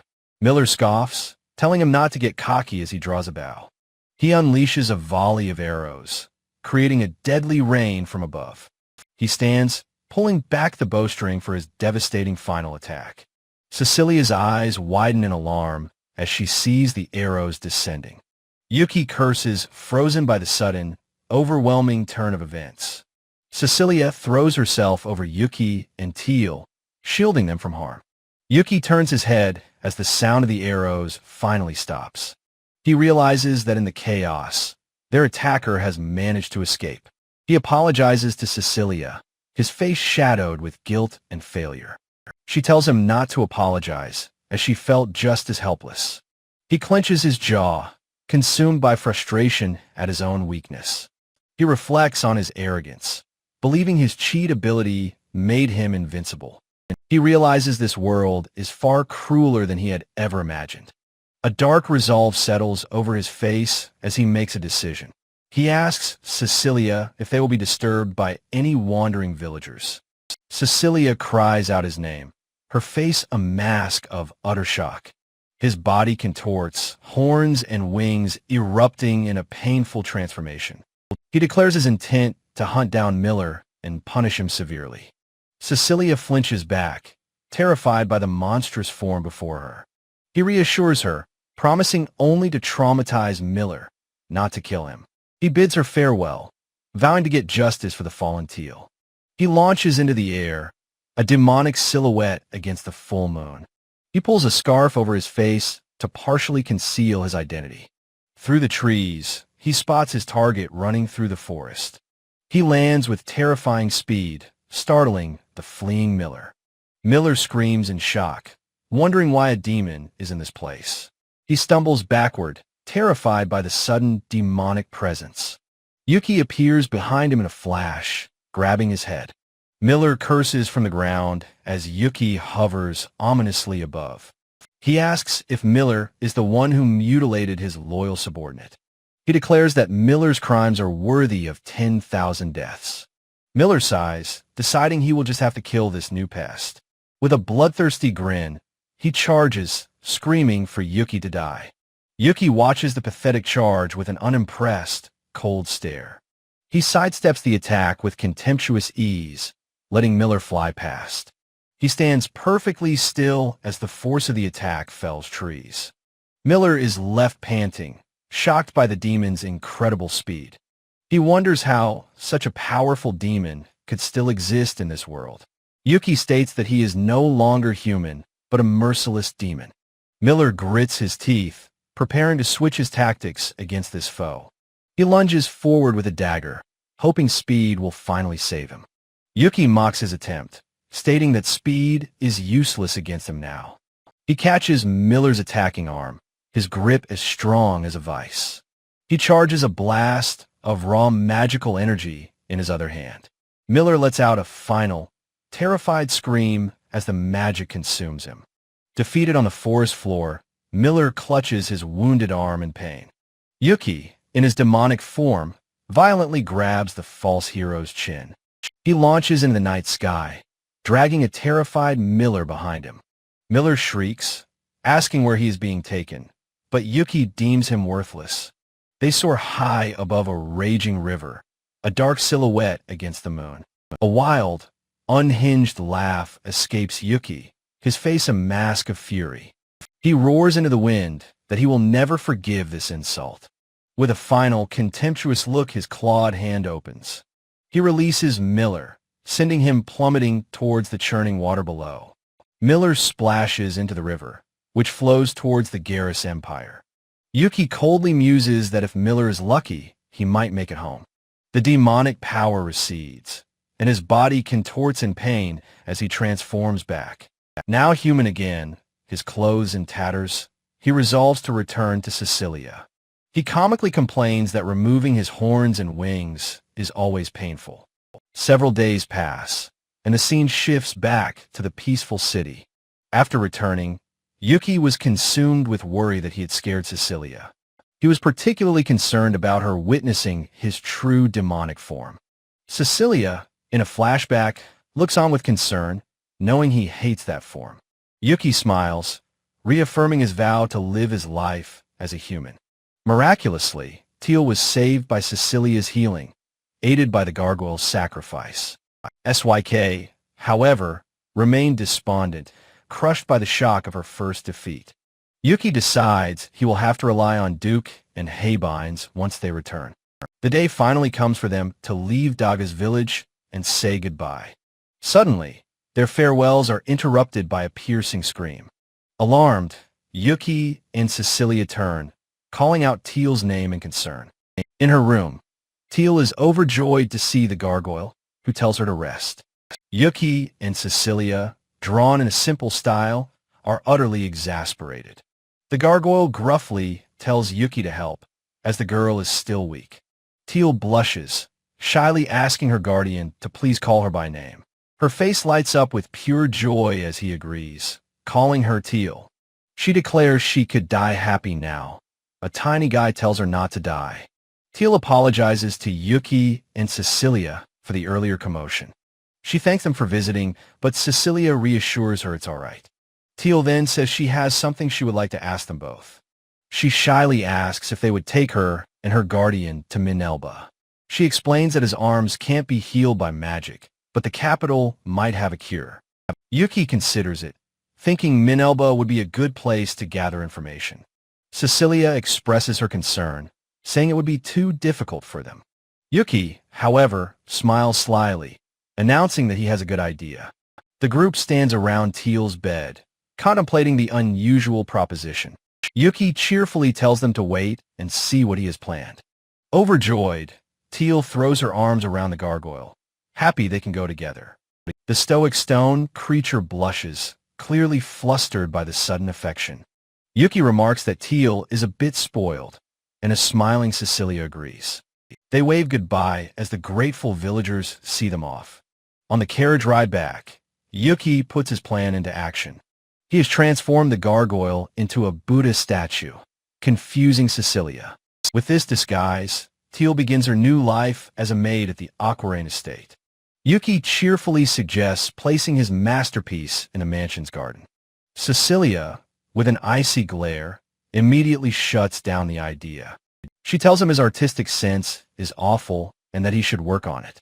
In the end, Yuki is forced to keep the statue in his own room. Suddenly, a loud commotion erupts from within the Aquarain mansion. A knight in full armor storms through the halls, a small maid in tow. It is Duke, furiously demanding to know who made his subordinate, SYK, cry. He declares that this is no small matter. SYK, her eyes wide with dark intent, mutters about a blood festival. Yuki frantically throws his hands up, telling them both to calm down. Duke explains he heard from SYK she was going to a farewell party. Yuki reassures him, stating he already disposed of the men who hurt her. Duke and SYK complain he was too lenient, suggesting a more brutal punishment. Yuki deflects, asking Duke why he is here instead of at his post. Duke admits he skipped out on work, though SYK insists he'll be back soon. He confesses to Yuki that he was just worried about SYK. Yuki decides that Celia can handle comforting the distraught succubus. He knows Cecilia's mother would never abandon SYK in her time of need. Yuki and Duke agree to entrust the matter to Celia. Duke's attention then turns to the strange statue in Yuki's room. He points, asking what the bizarre Buddha-like object is. He bluntly tells Yuki that it's tacky and doesn't match the room at all. He mutters that it reminds him of the trash he used to be. The insult, however, does not go unheard. The statue shatters as the gargoyle erupts in a rage, furious at Duke's words. Duke and SYK are stunned as the stone figure comes to life before them. Yuki groans, his head in his hands. He yells at the gargoyle for making a mess that he'll have to pay for. Duke is shocked to learn the statue was a gargoyle. He formally introduces himself as Duke the Dullahan and Haybines the Harpy. The gargoyle replies that he has no name, but wishes them well. Duke and Haybines note that having no name is rather inconvenient. SYK thoughtfully suggests a new name for him, Guy. Everyone agrees it's a cool and masculine name, and Guy accepts it. A tiny, grumpy Guy complains that their praise is lame. Yuki, completely fed up, tells his subordinates to knock it off. He tries to push them out the door, but is stopped. Sophia, the head maid, appears, having found the truant Haybines. Haybines freezes in terror, intimidated by the stern head maid. Sophia bows apologetically before dragging the crying Haybines away for training. Before leaving, Sophia tells Yuki to do something about the presumptuous statue. Ryun appears behind her, agreeing with her assessment of the statue. The two of them stand together, a surprisingly cool-looking pair. Ryun mentions he was just about to head to Daga's village with Duke. Yuki and Haybines wave goodbye, promising to visit them sometime. Ryun's parting advice to Yuki is to get rid of the statue. Yuki wonders what new form he should give Guy. He proudly unveils his latest creation, a sphinx, which he thinks is perfect. He muses that his aesthetic sense must be different from this world's. Deciding he needs a break, he resolves to visit the Adventurers Guild. He arrives at the guild hall, noticing that Clayman is nowhere to be seen. A woman he doesn't recognize greets him from behind the reception desk. At the guild, a woman asks if Yuki is the one who talks to the vice guildmaster. Yuki, confused, clarifies that he means the man named Clayman. The mere thought of that title sends Clayman himself into a state of utter despair. The woman, the real Vice Guild Master, asks if he's okay, understanding his confusion. She admits that while he complains, Clayman is a surprisingly competent worker. She recalls how he ran the guild alone during the Heroes Parade. Curious, Yuki asks what happened to Clayman now. She whispers that he had a fight with his wife and was hospitalized for a month. In a hospital room, a bandaged and weary Clayman greets his visitor. Yuki visits, asking why he came. Clayman admits a fight with his wife was the cause. The fight, he explains, was because he had forgotten their wedding anniversary. He corrects himself. He remembered but found buying a gift to be a hassle. He frantically searched for a gift late that night, only to face his wife's cold silence. Yuki says it's his fault, but Clayman insists she's not angry and is coming today. He gets a sappy, love-struck look, boasting that she will nurse him back to health. Yuki can only stare back with a completely deadpan, unimpressed expression. The Vice Guild Master recalls hearing of a similar marital spat about half a year ago. Yuki mentions that Clayman's wife is the head maid at the Aquarain estate. Clayman is shocked, demanding to know how Yuki is acquainted with Sophia. Yuki explains that he knows the Aquarain family and their staff.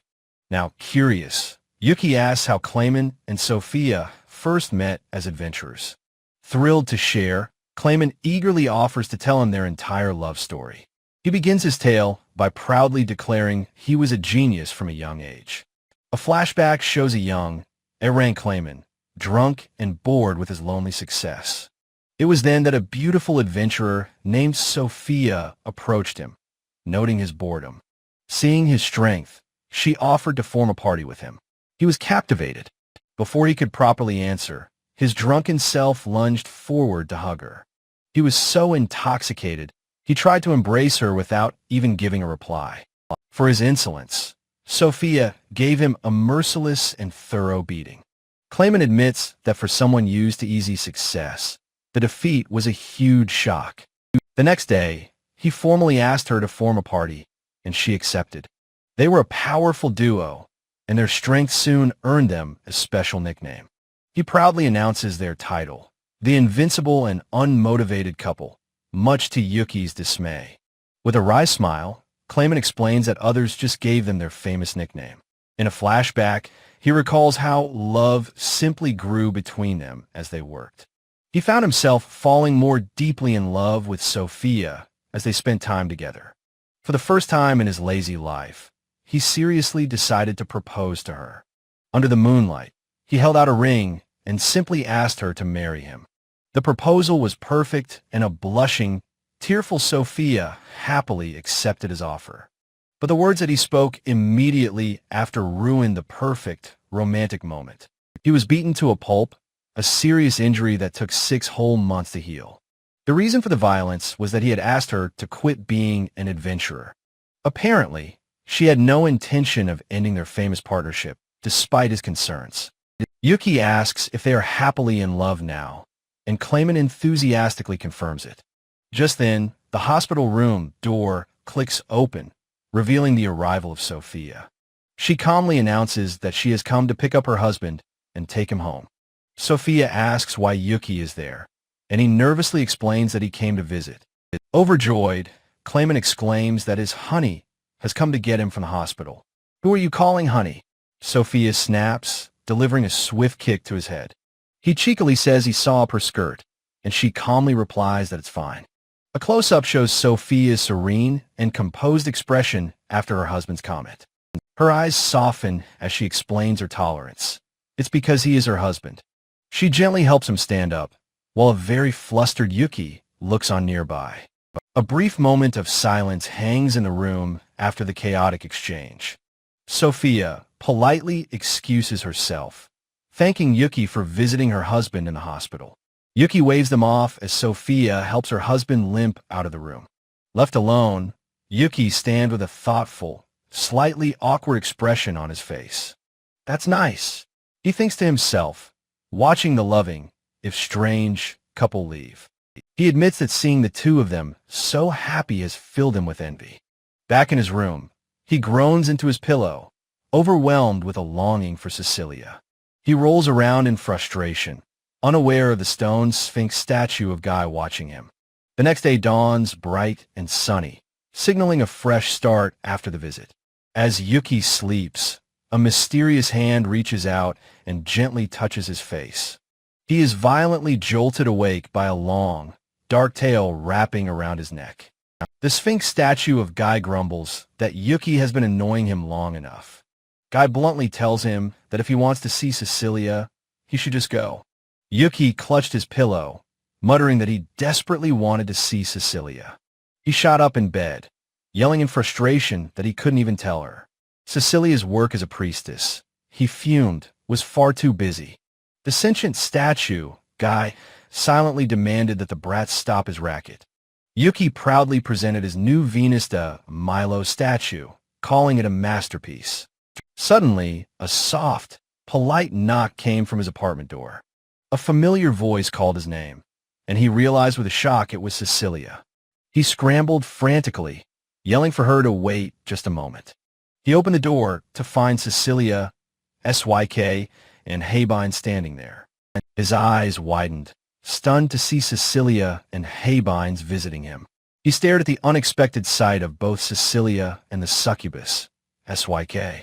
SYK gave him a sour look, as if asking if their visit was a problem. Cecilia apologized for the intrusion, but Yuki insisted it was no bother. He was overcome with pure joy that Cecilia had come to see him.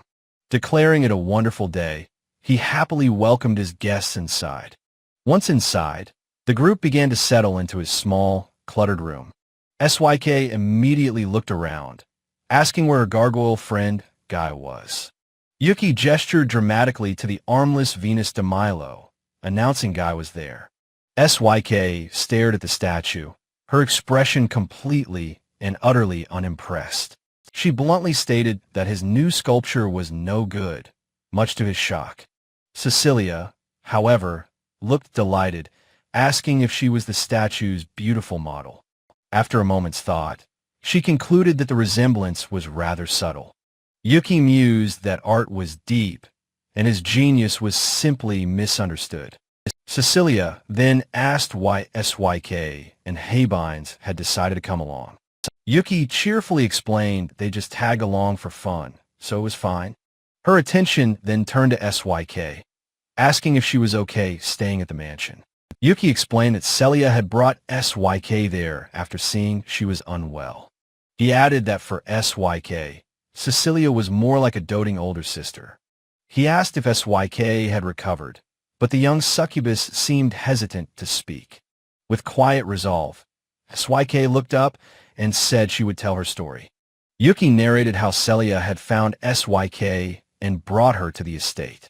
A flashback showed SYK in her prime, a powerful demon who knew no defeat. But after her loss, Cecilia had found her weeping and held her until she stopped. Ever since crying herself to sleep from exhaustion, SYK has been staying at the mansion. Cecilia thoughtfully notes that SYK seems to be in better spirits lately. Yuki feels a profound sense of reverence, thinking Cecilia is healing his heart. SYK coolly announces she will be in Cecilia's care for the time being. Yuki admits he was going to ask her to look after SYK anyway. He explains that for SYK, Celia is more of a mother than her own. Yuki agrees it's best to leave SYK with Celia, and Cecilia accepts. Suddenly, Yuki remembers something important he wanted to share with her. He reveals his hospitalized guild acquaintance is actually Sophia's husband. He groans in mock despair that even a guy like Clayman is happily married.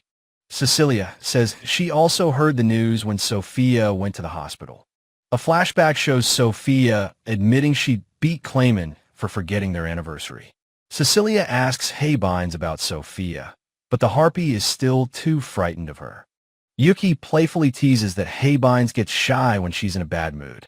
He declares he's tired of love stories and wants to hear of their adventurer days. Cecilia's eyes light up, recalling a story her mother once told her. An excited Yuki leans in, eagerly begging her to tell him everything. Cecilia begins her tale, set shortly after Sophia and Clayman first met. Sophia, unable to work with others, was often seriously injured in battle. Time and again, her inability to cooperate caused her parties to disband. Yet through it all, Clayman, though always complaining, never left her side. He was the only partner who never abandoned the difficult warrior. Sophia once asked if they should just disband the party, seeing his frustration. Clayman reacted with a jolt of shock and disbelief. He yelled that while quests were a pain, being with her was impossible to give up. From that heartfelt, explosive declaration, love began to blossom between them. Yuki shouts that it's a sappy love story, while Cecilia laughs, agreeing. She then remembers there is one more amusing part to the tale. Whenever Clayman left their table, other men would try to hit on Sophia. She would respond to their advances with a cold, deadpan expression. Clayman returned, annoyed to find his partner being bothered by other men. He tried to lead her away, but the aggressive men blocked their path. They taunted him, calling him gutless for trying to walk away from them. He tried to de-escalate the situation, but the men wouldn't back down. Sophia, however, had other plans, her voice low and menacing. In a flash, she unleashed a powerful kick, sending a man flying. The tavern erupted into a massive brawl, which she single-handedly won. This incident, Cecilia explains, is how they earned their famous moniker. Clayman later complained about what a troublesome group of people they were, but it was clear he cherished the chaotic time he spent with Sophia. Yuki again insists it's a lovey-dovey story, and Cecilia laughs heartily. As the story ends, they notice that Habines has fallen fast asleep. Cecilia gently wakes the harpy, saying it's time for them to leave. A door closes, marking the end of their pleasant visit. Just as she is about to depart, Cecilia turns back with one last thing. With a beautiful smile, she formally invites Yuki to Clarina's castle. A stunned Yuki can only stammer his agreement, caught completely off guard. He is left utterly confused, wondering why he's being summoned to a castle. A few days later, he found himself actually on his way to the castle. Standing before the grand structure, Yuki marvels at its incredible size. He asks Cecilia why they were summoned, and she prepares to explain. SYK, now full of energy, happily chimes in to help with the explanation. Yuki is simply relieved to see his friend back to her cheerful self. Cecilia reminds him of their trip to Daga's village, which started it all. She explains they reported the bandits, but kept Guy's existence a secret. Yuki gets a sinking feeling, worried this is about the other hero, Miller. He looks down at SYK with a concerned expression. He gently pats her head, offering a silent gesture of comfort. SYK looks up, reassuring him that she is completely fine now. With a radiant smile, she declares her resolve to become much stronger. She comically adds she promised Celia she would crush that guy next time.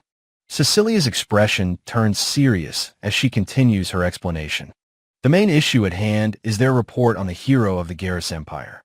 They reported Miller's conspiracy, but how he was defeated remains a mystery. The official story is vague, mentioning only an adventurer with many weapons. Yuki finally understands. The court is suspicious of their official report. Cecilia admits that under the circumstances, their suspicion is understandable. He realizes they must get their stories perfectly aligned before the questioning. SYK pops up between them, about to say who she is worried about. Yuki and Cecilia frantically silence her, telling her not to say anything extra. They enter the throne room and are greeted by the king, Darts of Clarinus. The trio immediately kneels before the king in a formal show of respect. King Darts casually tells them to relax and speak normally with him.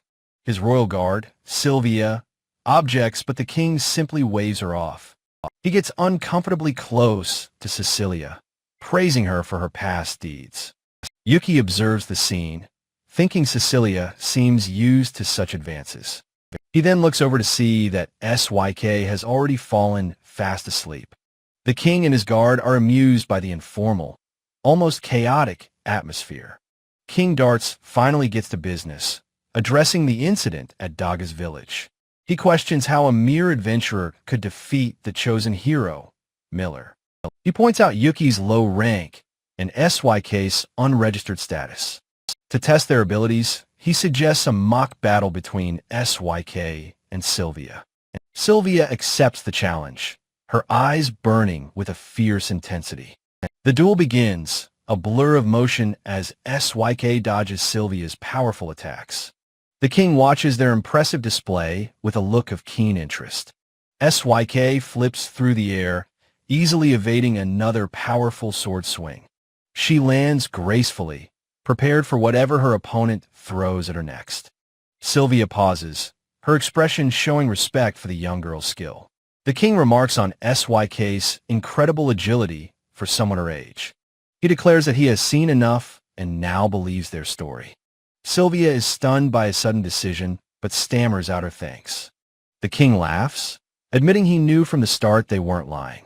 He shrewdly points out that if they had lost, they wouldn't be here. A blushing Sylvia calls him a fool, much to the king's amusement. With the test over, he declares it is time to offer them a reward. Yuki's cheeks flush as he contemplates the sweet sound of the word reward. His mind fills with a dreamy vision of Cecilia, and his resolve hardens. He closes his eyes, a blissful, determined smile spreading across his face. He drops to one knee and boldly declares he wants to go out with Cecilia. A moment later, he realizes the catastrophic gravity of what he just said. The entire throne room is plunged into a state of stunned, awkward silence.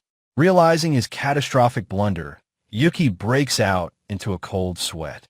SYK covers her mouth, blushing with secondhand embarrassment for her friend. He glances nervously towards Cecilia, his mind racing with panic.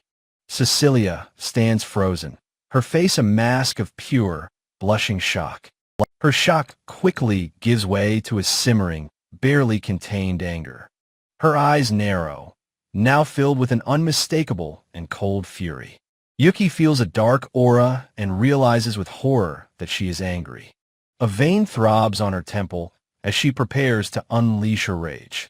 The royal guard, Sylvia, roars at Yuki for his insolence. The entire throne room descends into chaos as Yuki panics. But from the throne, a hearty laugh echoes through the hall. Prince Darts finds the entire situation incredibly amusing. He smiles, remarking that this strange adventurer is very much like him. Sylvia glares down at the kneeling Yuki, who cowers before her. Cecilia looks down at him, her voice dangerously calm. She warns him that if he returns, he must be prepared for the consequences. The prince notes how well they get along before bringing up the reward. Yuki begs them to forget it, claiming he was just nervous. Darts muses on what an interesting person has appeared in his country. He thinks that if he had met Yuki sooner, he might have been a hero. He reconsiders, thinking that maybe he's too much of a wild card. The prince makes a serious offer regarding Yuki's reward. The weight of the moment crushes both Yuki and Cecilia with guilt. Cecilia regains her composure, stating she was merely doing her duty. Darts, impressed by her loyalty, asks about her former comrades. She explains Mikana is a court mage and Yuga is a diplomat. Ryun is now a knight captain, while she serves as a priestess. The legendary heroes party, once united, has now gone its separate ways. The prince asks SYK to continue protecting the country, and she agrees. He then asks if the young succubus doesn't want a reward. SYK puts a thoughtful finger to her lips, considering the offer. Her face lights up as she joyfully requests a lot of sweets. Outside the castle, the day is bright and clear. The three walk together, SYK happily eating from a large basket of treats. Yuki can't believe they were summoned just to get some candy. A chibi Prince Darts waves, telling them to visit again soon. Overwhelmed with shame, Yuki finds he can't even look at Cecilia. She stops him, her gaze serious, and asks him to come to her room. The summons fills Yuki not with joy, but with absolute dread. SYK happily offers to share her sweets with everyone. Yuki thinks about being alone in the room of the girl he likes. He kneels formally before her, his posture rigid with anxiety. For a normal boy, he thinks this would be a heart-pounding situation. His heart is certainly pounding, but it is with pure terror. He prostrates himself on the floor, offering a desperate apology. Cecilia agrees that his public confession was highly inappropriate. She quietly asks him what part of his actions he thinks was wrong. She clarifies that it's not because she dislikes him personally. She covers her face, mortified that he would confess so publicly.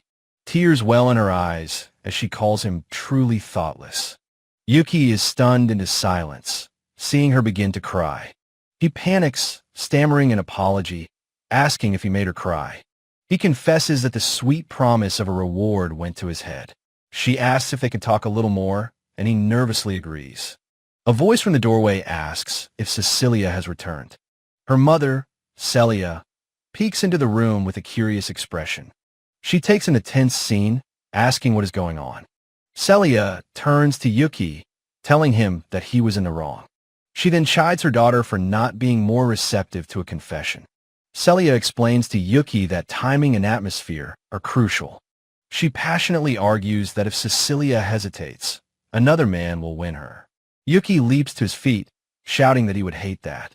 He imagines frantically using his powers to stop a potential wedding.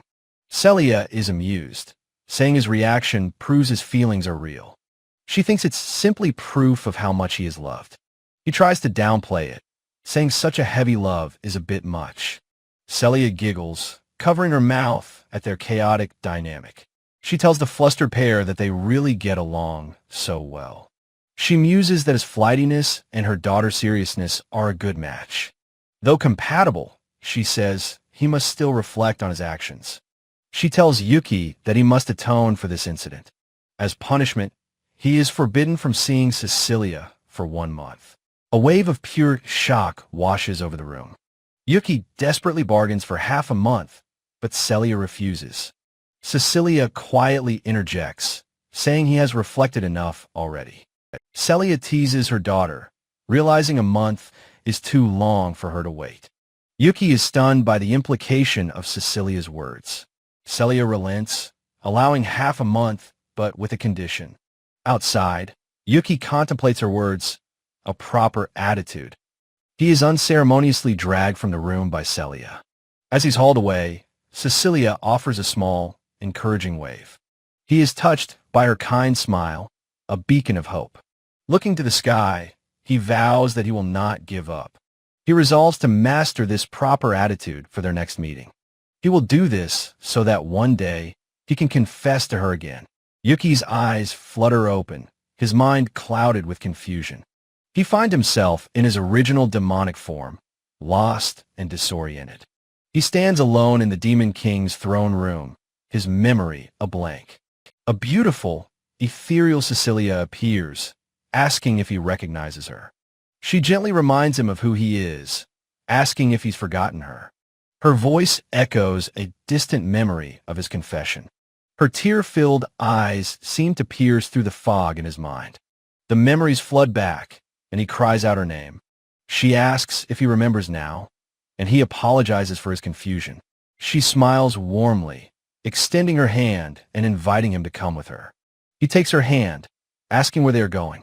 The world around them begins to dissolve into light and petals. They stand together in a vast, beautiful field of flowers. She turns and moves gracefully towards him.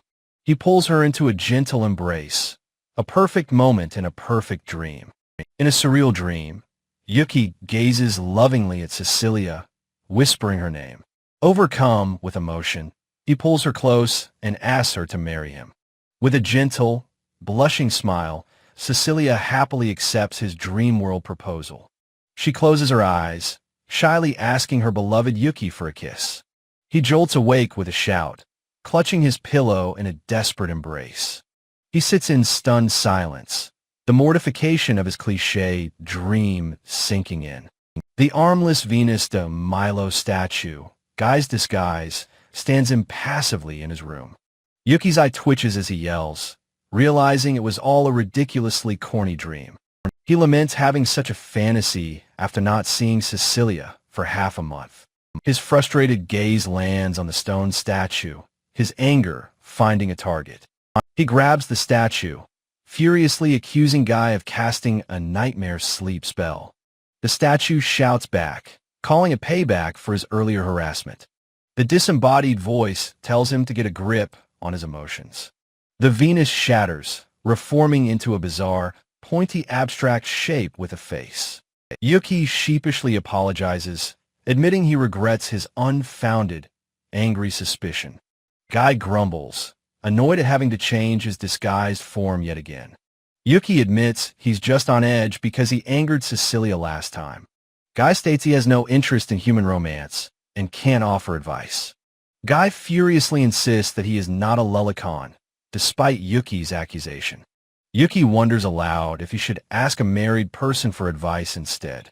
He recalls Clayman's story of being brutally kicked around by his wife. Clayman had blissfully described it as the prelude to a heavenly lap pillow. Yuki dismisses that bizarre relationship as a completely useless example for him. A light bulb goes off in his head as a much better idea strikes him. He finds Ryun at the Knight's barracks and asks if he's on a break.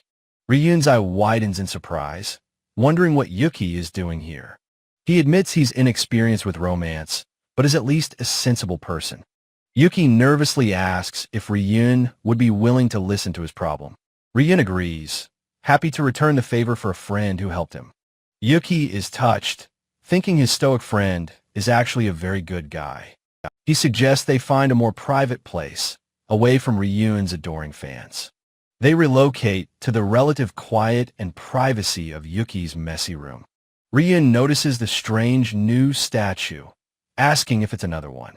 He finds the abstract sculpture surprisingly good, much to Yuki's astonishment. Yuki laments that his masterpiece is misunderstood, feeling lost in this world. Ryun brings him back to the topic, asking what he needed to discuss. With a blush, Ryun clarifies if he's asking for romantic advice. Yuki admits he lacks confidence, but asks his friend to hear him out. Ryun listens intently, trying to grasp the core of Yuki's dilemma. He correctly surmises Yuki wants to show a proper attitude next time.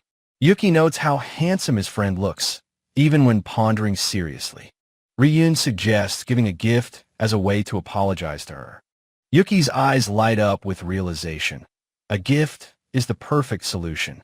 He remembers the beautiful necklace he failed to buy on their chaotic date. He excitedly tells Ryun that's a brilliant idea, remembering the specific item. Ryun's expression darkens as he compares Yuki's progress to his own situation. He laments that his relationship with Heibines has not advanced at all. Yuki's eyes flash with another idea, a way to help his friend. He suggests they go shopping for presents together, for both girls. He explains Heibines is the type who privately treasures things she likes. He points out that giving her a gift would create an excuse to meet. A slight blush graces Ryun's cheeks as he considers buying a present. With a plan set, Yuki enthusiastically declares they should go immediately. They walk through a bustling shopping district filled with affectionate couples. Ryun whispers that the atmosphere is so uncomfortable he already wants to leave. Yuki encourages him, saying they should at least look around while they're here. Ryun takes a deep breath, steeling himself to see the mission through. He looks incredibly serious and handsome, even just browsing the shop's wares. He's startled when a friendly shopkeeper asks if she can help him. To avoid speaking, he simply hands her a pre-written note asking for a hair ornament. Yuki notes his friend came prepared with a pen and paper. Ryun's eye catches on a particular item that immediately stands out to him. He spots a beautiful hair clip designed to look like a swirl of feathers. Yuki remarks that a feather motif is a perfect, if coincidental, fit for Heibines. Meanwhile, Yuki is relieved to find the crystal pendant he wanted is still there.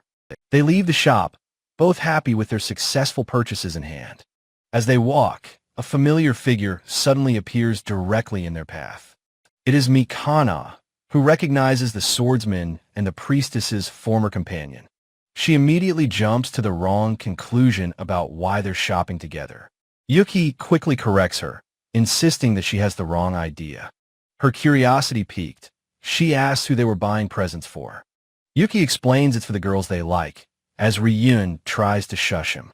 Mikana gets a mischievous glint in her eye, her interest fully captured.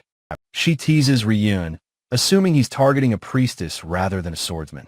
She reminisces about how Yuga used to unconsciously create a harem around himself. In contrast, Ryun was always completely focused on swordsmanship, ignoring women. She turns to Ryun, noting that he's still as quiet as ever. She admits with a sigh that she was wrong to laugh at his voice. Yuki realizes she must be one of the people who mocked Ryun's voice. A loud, embarrassing rumbling sound suddenly echoes through the crowded street. Yuki looks around, wondering what could have possibly made that noise. He sees Mikana clutching her stomach, her face flushed with embarrassment. She snaps at them, asking what's so wrong with her stomach rumbling.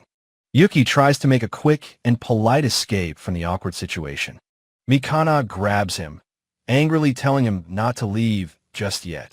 She declares she still wants to talk and drags them toward a restaurant. At a table, Mikana comments on the restaurant's stylish atmosphere. She leans in close, asking Yuki if Cecilia is the one he likes. Yuki confirms it, and she recalls him mentioning both Mikana and the priestess. She then asks if that means Yuki was the one who angered Cecilia. Yuki deflects, asking how one might successfully court the great mage Mikana. Mikana ignores him, instead giving a long and detailed order to the waitress. She decisively marks off a huge section of the menu for them. Yuki is shocked, asking how much the two of them possibly plan to eat. He shrugs it off, figuring that they're just a couple of hungry guys. Mikana sips her drink, looking annoyed at being left out of the conversation. She complains that the two of them aren't even trying to talk to her. They both retort that it's their policy not to talk while eating. Mikana sighs, disappointed she couldn't hear an interesting story about Cecilia. Yuki chokes on his drink, startled by her sudden change of topic. The story resumes in a restaurant, a tense atmosphere hanging heavy over the table. Yuki leans forward, asking Ryun for more details about his romantic troubles. Mikana interjects with a sly grin, wanting to hear Yuki's story first. She asks if there has been any romantic progress between him and the priestess, Cecilia. Shocked, she asks if nothing has happened, insisting Cecilia must have feelings for him.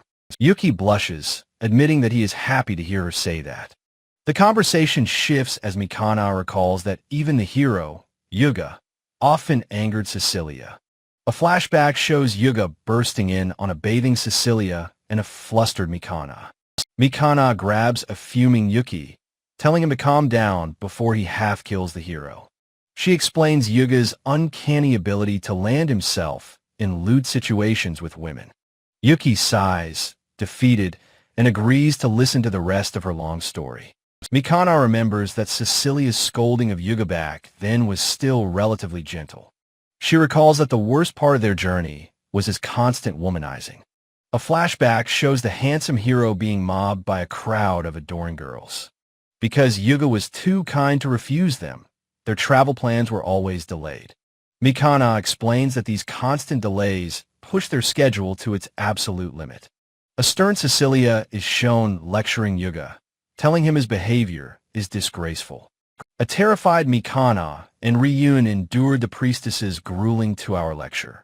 Mikana admits she was always the one to get angry, so Cecilia wouldn't have to. Back in the present, she turns to Ryun, ready to hear his own story.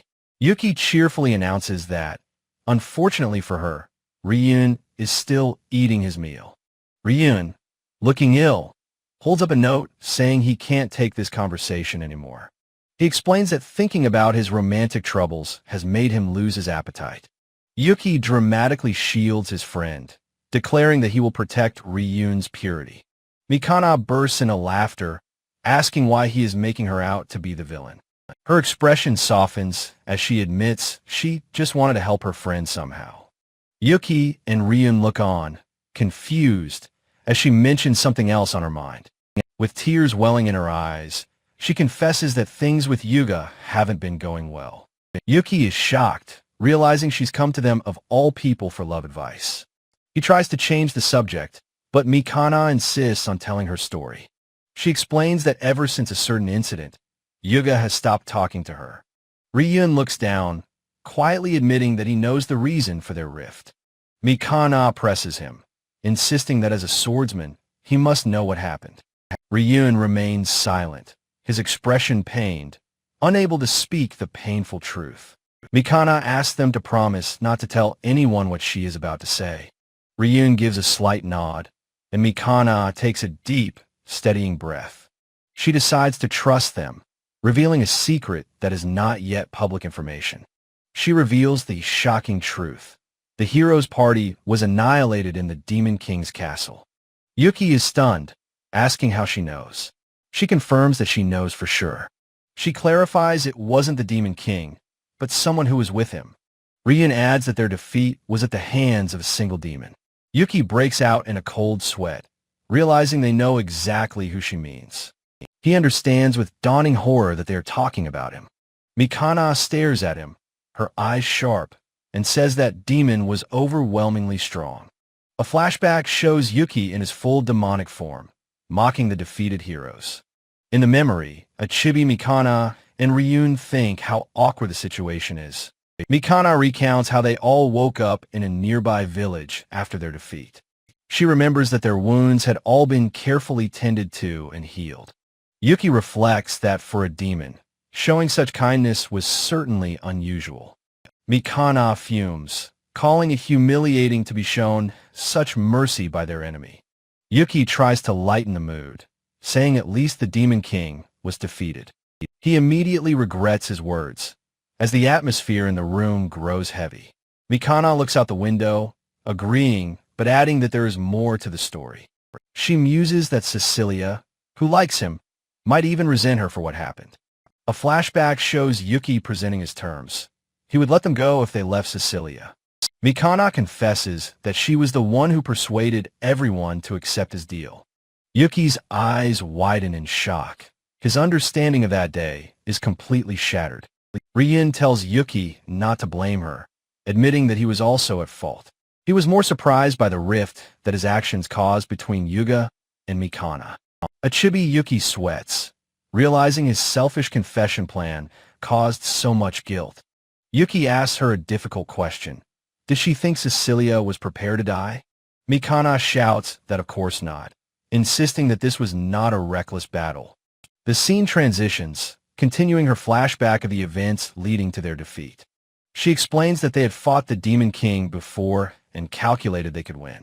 The people of Clarinus and the party themselves all believed victory was certain. But then he appeared, an unexpected trump card the Demon King had been hiding. Yuki mutters to himself that he was just a simple recluse, not a trump card.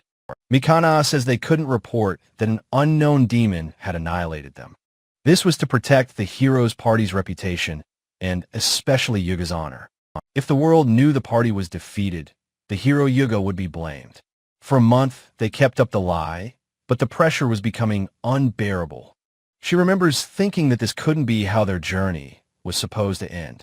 In that moment of desperation, all she wanted was to protect the man she loved.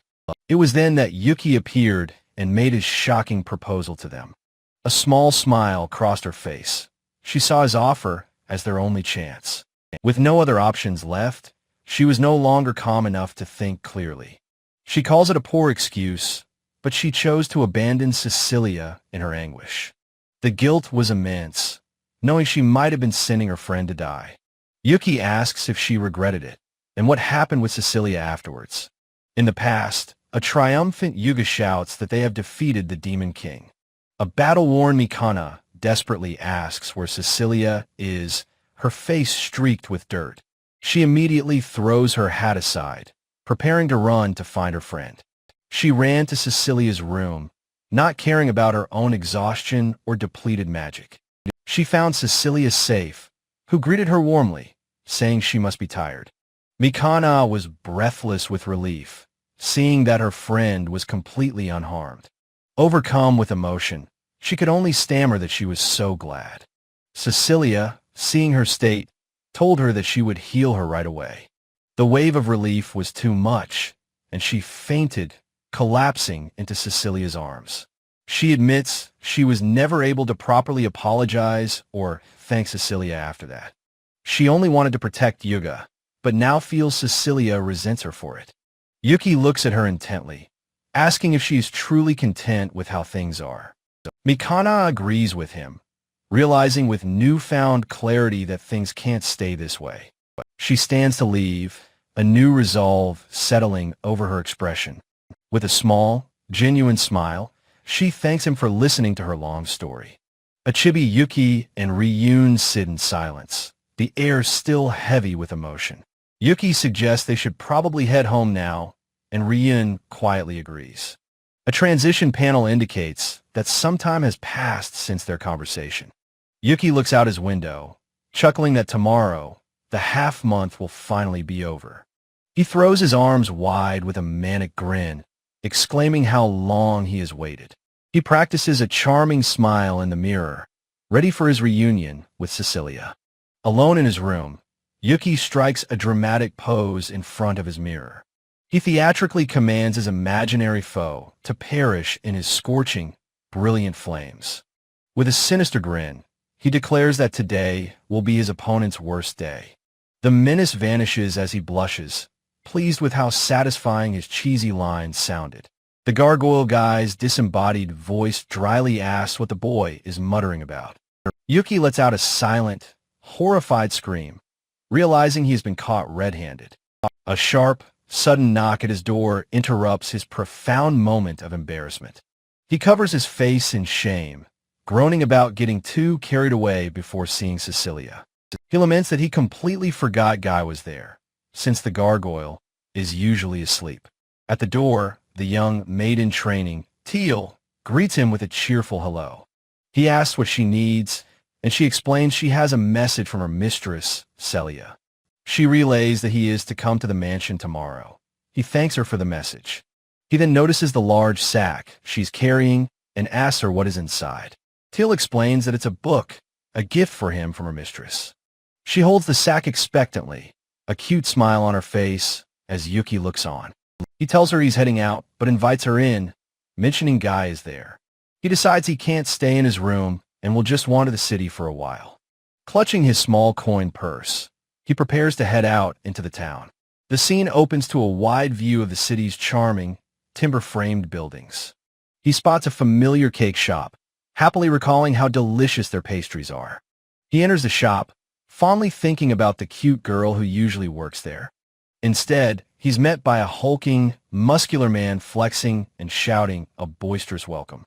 A tiny, chibi version of Yuki recoils in utter shock and disappointment. He asks about the usual employee, and the man explains his sister has a cold. Yuki quickly makes his purchase and beats a hasty retreat from the shop. The muscular man, however, used too much force and crushed the cake while bagging it.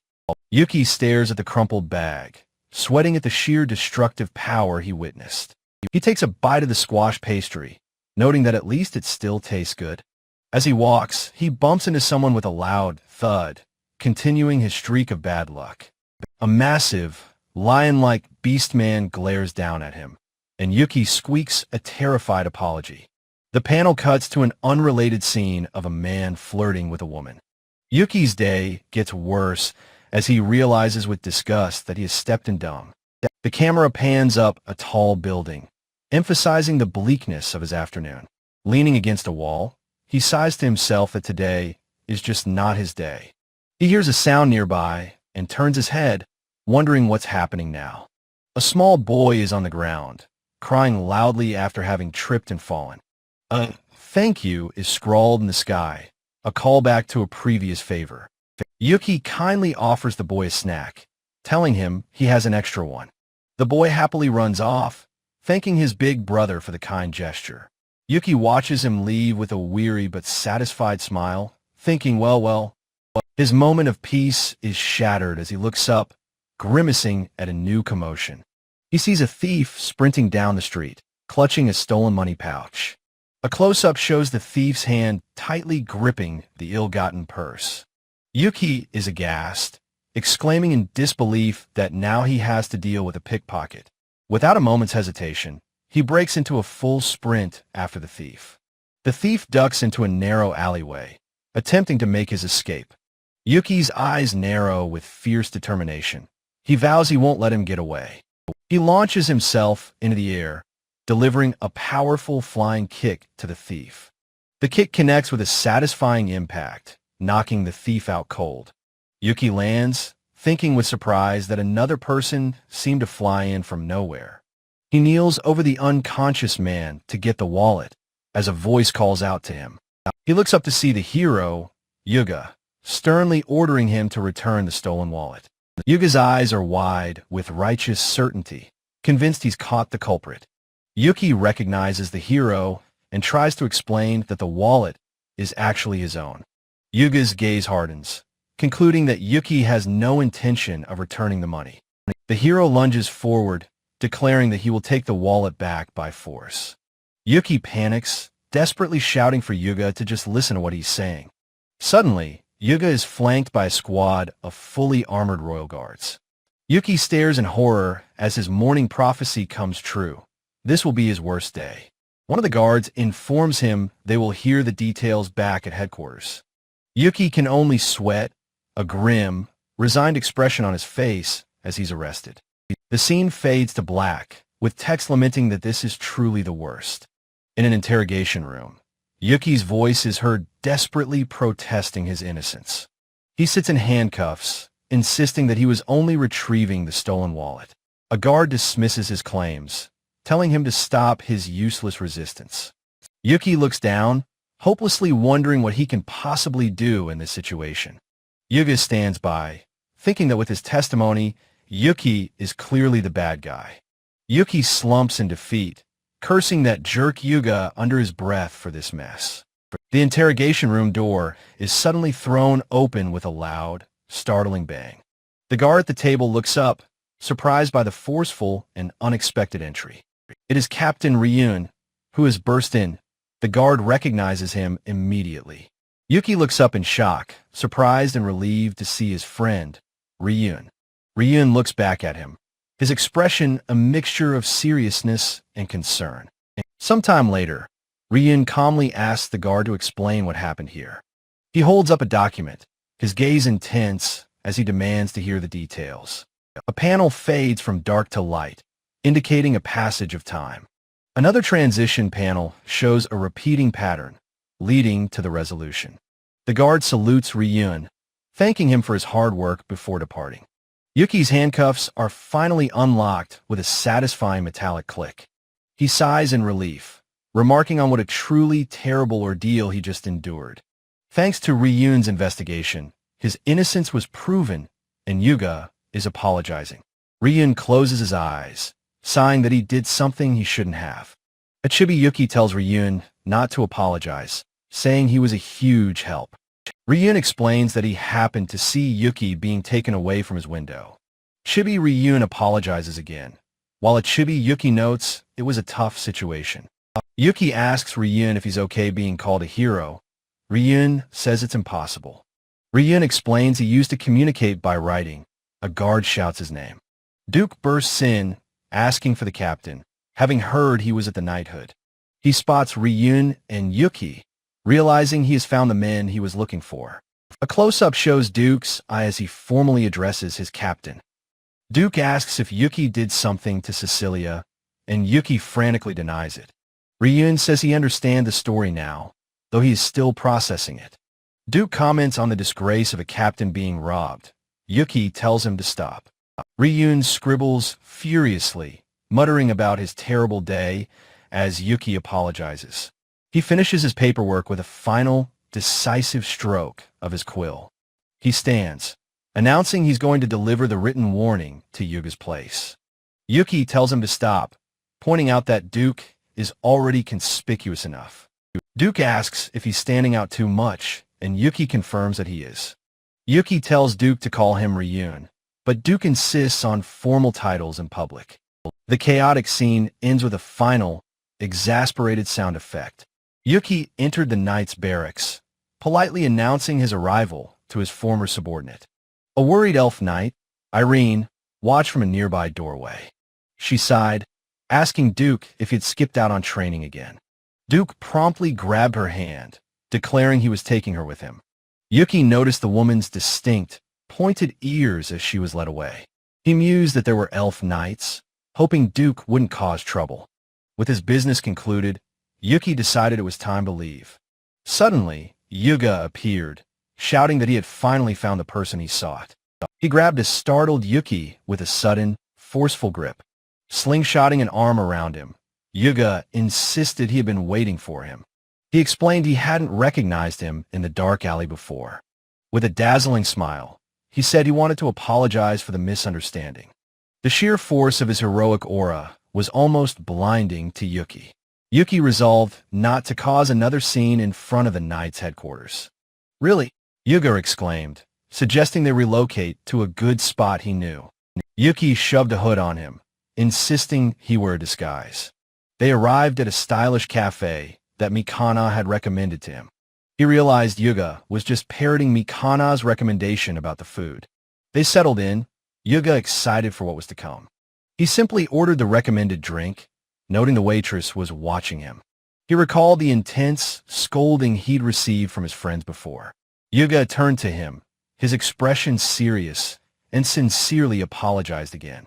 Yuki told him not to worry, as he had been in a rush. Yuga was ashamed that he, the hero, had acted so towards a civilian. Yuki saw his genuine remorse and assured him he wasn't injured. The hero let out a breath, relieved to hear him say that. He then abruptly changed the subject, demanding to know his relationship with Cecilia. After a moment of silence, Yuki calmly stated they were just friends. Yuga was visibly shocked that Cecilia had such a male friend. Yuki teased that he could ask Ryun if he truly doubted him. The news that he was also friends with Ryun left Yuga stunned. He took a moment to process this surprising turn of events. "Friends," he repeated quietly, the concept seeming foreign to him. The weight of this realization caused the hero to slump in defeat. He then looked up, asking if Yuki would be willing to listen. He confessed that he had no one he could turn to for advice. Yuki was completely taken aback by this incredibly sad personal detail. He had just learned the hero's most tragic and lonely secret. Yuga asked for his help in getting closer to Cecilia. Yuki cautiously asked what kind of consultation he was looking for. He immediately thought to himself that this guy was a hopeless case. Yuga was confused as he was asking his rival for love advice. Yuki pointed out that he had only recently met Cecilia himself.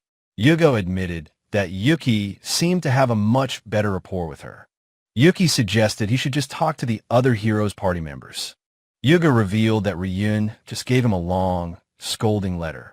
He then stated that Mikana was no good, as she surely hated Cecilia. Yuki's eye twitched in disbelief at the baseless accusation. He asked pointedly if Mikana herself had said such a thing. He recalled that Mikana was his childhood friend who always supported him, but he declared he could never forgive her for abandoning Cecilia. He believed she was fine with abandoning a comrade because she hated her. Yuki's expression darkened as he told the hero to hold on. Yuga, oblivious, asked why he was making such a frightening face. Yuki leaned over him, demanding to know who he thought Mikana acted for. He revealed that he had already heard the full story from their friends. He told the shocked hero that Mikana had been weeping from the guilt. "That's a lie," Yuga cried, insisting Mikana had abandoned their friend. He screamed that it was Mikana's idea, placing all blame on her. "Don't mess with me," Yuki roared, calling him selfish for blaming her. Yuga screamed in denial, refusing to believe he could do such a thing. He insisted that he would never, ever do something so cowardly. Yuki told him to calm down and take a hard look at reality. The harsh truth finally broke through, and tears streamed down his face. Yuki was shocked to see the legendary hero actually break down and cry. He admitted he was the worst, blaming Mikana to escape his own responsibility. He wept that it was his own fault for not being strong enough. The hero was reduced to a crying child, overcome by his failure. Yuki realized the hero was simply too pure and childish for this world. He ran because he didn't know how to take responsibility. He worried briefly if making the hero cry was a bad look. He then quietly asked Yuga to think about Mikana. He remembered how she had always scolded him, ever since they were children. Yuki watched him, waiting for the realization to sink in. He realized her constant nagging was just how she had always been. Yuki explained that people scold you precisely because they care. I understand, he cried, resolving to apologize and get properly scolded. Yuki gave him a final, forceful word of encouragement. Yuga grabbed him, saying he was too anxious to go by himself. And so, the two of them rushed off together. They soon arrived in front of a quaint little house. Yuki was annoyed that Yuga had suddenly dragged him along. He complained that his arm hurt from being pulled so abruptly. Yuga pleaded for him to just wait outside for moral support. Yuki wearily agreed, earning him a brilliant, grateful smile from the hero. Before entering, Yuga asked if he could properly introduce himself. I'm Yuga, he said, thanking him for helping him see his faults. Yuki returned the greeting, hoping this would give the hero courage. He then physically pushed Yuga toward the door, telling him to go. He hoped this would be the push that finally resolved their issues. Yuga burst through the door, yelling for Mikana without even knocking. He found her standing there in her underwear, fresh from a bath. Mikana's face flushed bright red with utter shock and embarrassment. Yuga! She shrieked as he stumbled towards her in a daze. Yuki suddenly remembered. Yuga possessed the infamous Lucky Lewd ability. He grabbed her shoulders, trying to start his heartfelt apology. He began, saying he realized he had done something awful to her. He admitted she had always supported him, even when he was terrible. Mikana could only stare, stunned by his sudden and earnest words. He knew a mere apology wouldn't be enough to earn her forgiveness. With a crazed look, Yuga passionately declares that Mikana wants him to scold her. Mikana stares back in disbelief, her expression hardening into a cold fury. A slow, sinister smile spreads across her face, sending a chill down the spine. She calmly notes that he barged in while she was changing to say such things. Her eyes narrow dangerously as she wonders if he has awakened some new perversion. Yuga desperately tries to explain that he only came to apologize for his actions. Watching from the doorway, Yuki's face is a mask of pure, sweat-drenched horror. Mikana roars that she'll scold him anyway, calling the hero a pervert. A massive crash echoes from the house as Yuki wisely decides it's time to leave. He muses that once her anger subsides, the two will surely reconcile. The scene transitions, fading to the next. The rooftops of the city signal a change in location and time. Yuki is back in his room, the chaos of the day behind him. A strange vision appears of Teal lovingly caressing Guy's pointy statue form. Yuki peeks into his room, remembering that the young girl had visited earlier. The statue of Guy warns the young girl not to move too much, as she is frail. Teal looks down sadly, but obediently agrees to her guardian's command. She looks up with hurt eyes as Guy tells her not to get too close. Her expression then bursts into a radiant, happy smile as she agrees. Yuki watches this quiet, tender interaction with a gentle smile of his own. He decides to wander the town for a while before returning. The scene fades to black, another day passing. Yuki's eyes flutter open as a gentle voice calls his name. He sees Cecilia sitting on his bed, smiling softly at him in the morning light. He is instantly flustered, his mind reeling at her sudden appearance. Blushing, she leans in close, whispering that she came to wake him because she missed him. Overwhelmed by her proximity, Yuki's face erupts in a deep blush. He screams as he jolts fully awake, realizing it was all a dream. His eyes, burning with embarrassment and frustration, land on Guy's statue. The gargoyle's voice echoes, asking why he woke from such a pleasant dream. Blushing furiously, Yuki accuses the Lulicon statue of being behind the dream. Guy calmly explains it was merely a small token of his gratitude. Yuki is confused, a flash of teal fawning over the statue appearing in his mind. Guy smugly adds that his current form is quite popular with the young girl. Yuki yells in frustration, asking what kind of thank you involves such a dream. Guy explains he was simply helping him experience his subconscious desires. Completely mortified, Yuki covers his blushing face with his hands. The gargoyle admits that his attempt at gratitude may have been a bit much. Yuki grumbles that it was unnecessary, as he is about to see the real Cecilia. He picks up the gift box, his resolve hardening as he prepares to leave. He gives himself a final check in the mirror, psyching himself up for the day. Pointing at his reflection, he declares that today will be the best day ever. With a final "all right," he heads out, leaving the stone gargoyle behind. He walks down a charming, sunlit street lined with old-fashioned buildings. He notes to himself that he has arrived a little earlier than planned. To pass the time, he decides to stop and buy a cake. A voice calls out to him, and he turns, surprised to be recognized.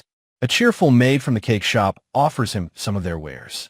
He is surprised by the offer, but politely accepts the bag from her. She explains her muscular brother ruined a batch, so they're giving them away. The brother, wearing a frilly apron, tells Yuki to gratefully accept. He then strikes a pose, flexing his impressive muscles with a confident wink. Yuki notes with amusement that the man is as brawny as ever. The scene transitions, showing a gradient from light to dark. As he continues his walk, Yuki senses an intense gaze on him. A powerful, lion-like beast-man growls, his eyes fixed on Yuki. Yuki is immediately intimidated by the man's powerful and aggressive aura. The beast-man apologizes for staring, explaining he is an old friend of Clayman's.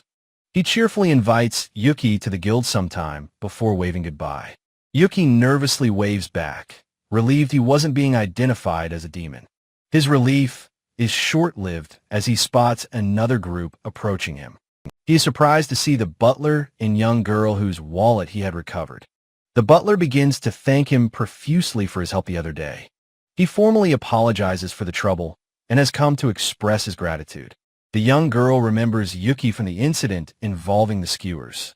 The butler presents him with a gift, which Yuki hesitantly accepts. The pair then takes their leave, the girl waving an enthusiastic goodbye. Yuki is flustered, realizing the young boy must have come from a rich family. He opens the gift to find a massive, steaming platter of grilled meat skewers. He yells in disbelief, wondering why skewers were their thank you gift. Clutching his strange gifts, he finally arrives at the grand Aquare mansion. He reflects with a small smile that today has certainly been an eventful one. Haybines greets him at the door, formally addressing him as Commander. Yuki recognizes her, telling her that he knows the way and doesn't need a guide. She insists it's her job, telling him not to make things difficult. As they walk, the reality of seeing Cecilia again makes him incredibly nervous.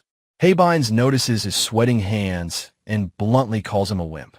He snaps back defensively, asking who she's calling a wimp.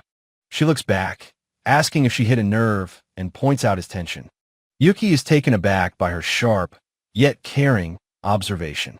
He smiles, admitting that thanks to her, he feels back to his usual self.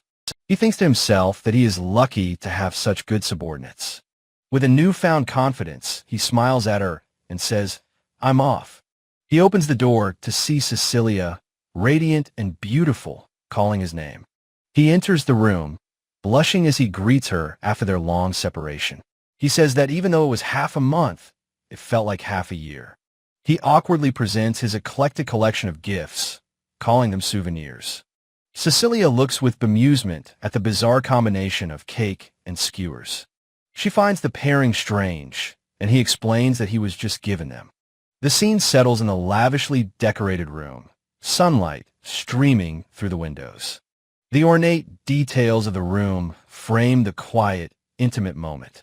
After he explains his chaotic day, she says that it's good such things happen. She smiles warmly, telling him it seems he is finally blending into this world. Her words give him pause, and he looks at her, truly considering his journey.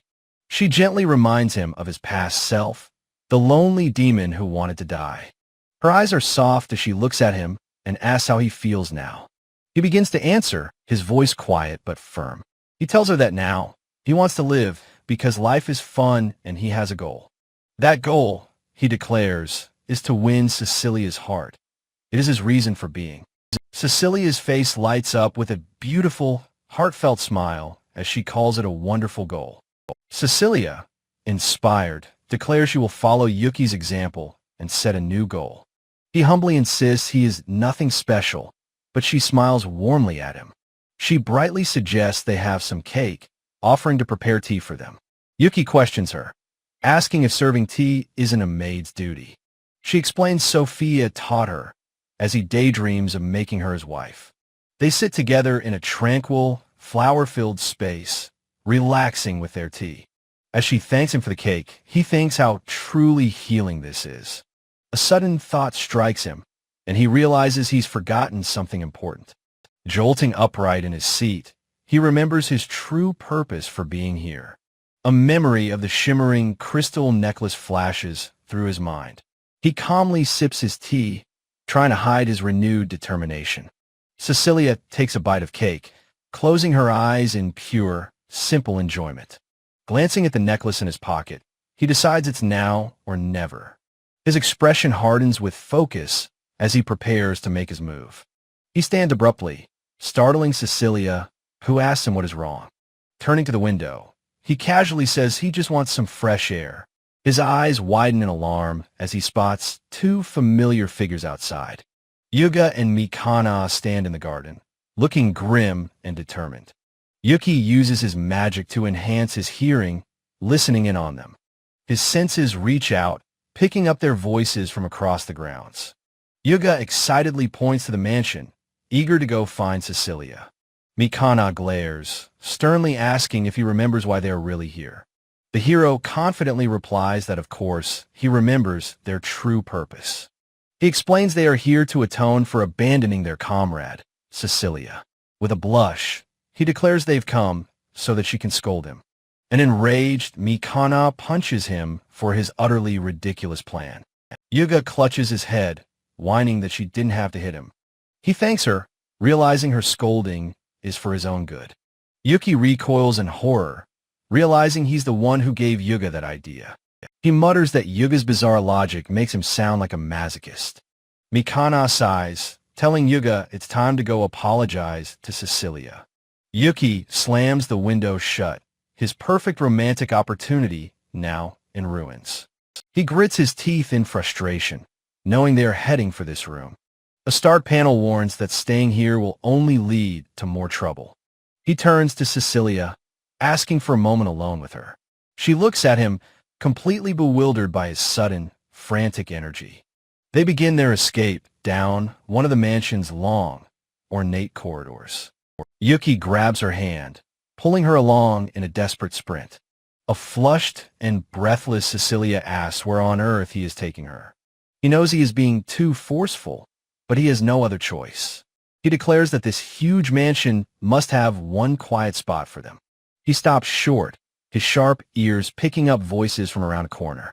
Duke is trying to shove a nervous Ryun forward, urging him on. The armored man asks his friend how long he intends to just stand there. Yuki realizes Ryun is also here, try to give Heibines his present. Ryun frets, worrying that she won't like the gift he bought her. He laments that he didn't work so hard just to waste his day off. Stealing his resolve, he decides he must see this through and moves forward. He slowly approaches the door to Heibines' room, his hand outstretched. His hand trembles with anxiety as he hesitates just before the door. Duke grabs him, yelling that Heibines' day off will be over soon. Cecilia turns to Yuki, wondering why he stopped after being in such a rush. With a frustrated sigh, she asks where he is taking her now. He glances at a tower, wondering if the courtyard might be empty. In the garden, Teal excitedly calls out to SYK, asking her to listen. The young maid gushes about how magnificent her guardian god looked. SYK, trying to nap in the grass, groans in annoyance. Yuki realizes this place is also a bust as Teal's long story begins. Their search for solitude continues, taking them past a lavish sitting room. Inside, Celia and the head maid, Sophia, are deep in conversation. Celia casually asks Sophia how her daughter is doing these days. Yuki can't help but peek from behind a corner, eavesdropping. Cecilia quietly scolds him, telling him he shouldn't be listening in.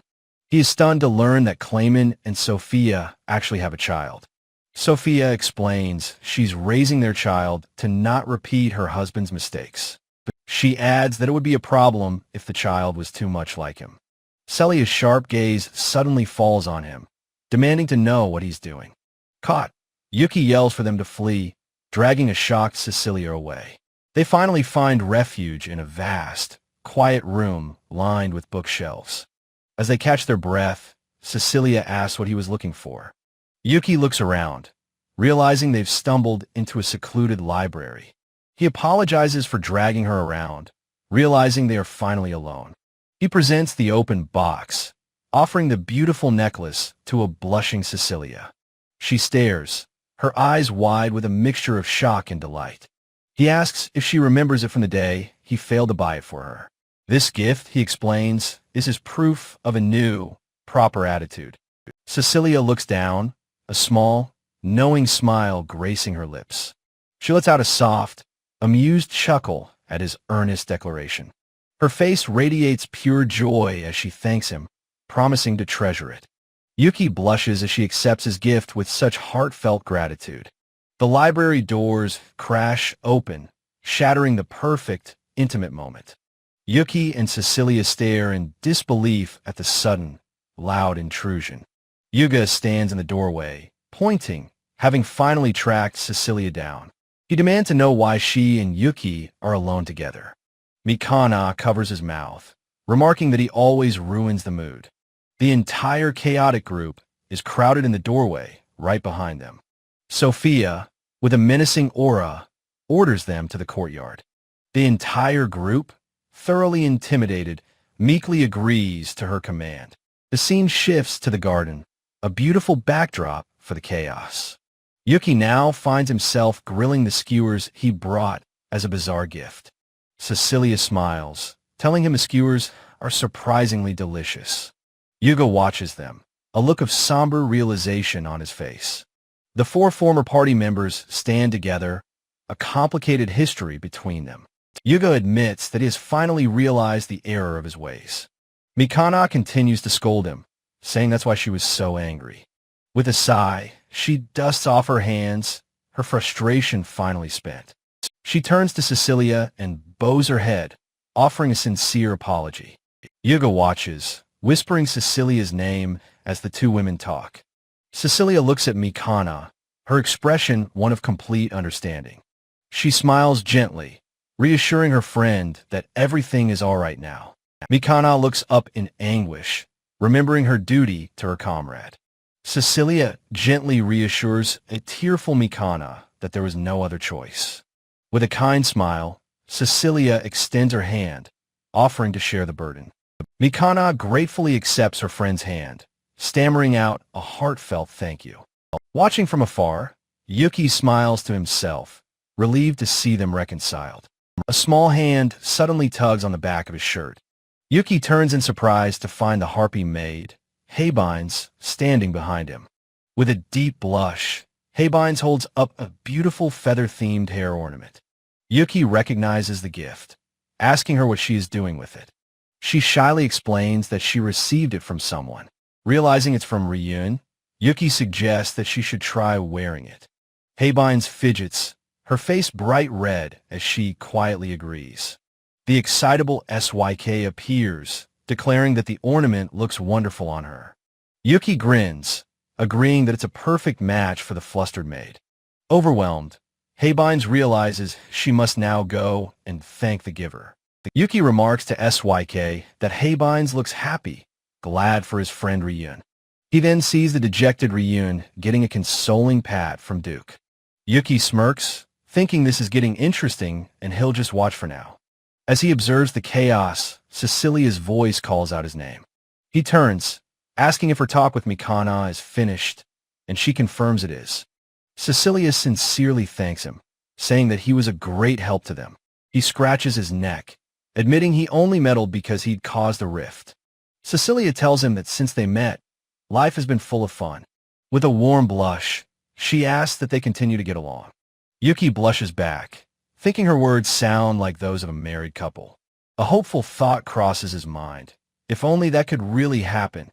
The scene shifts, showing the exterior of the bustling Adventurers Guild. Inside, Yuki approaches the counter where Clayman is buried in paperwork.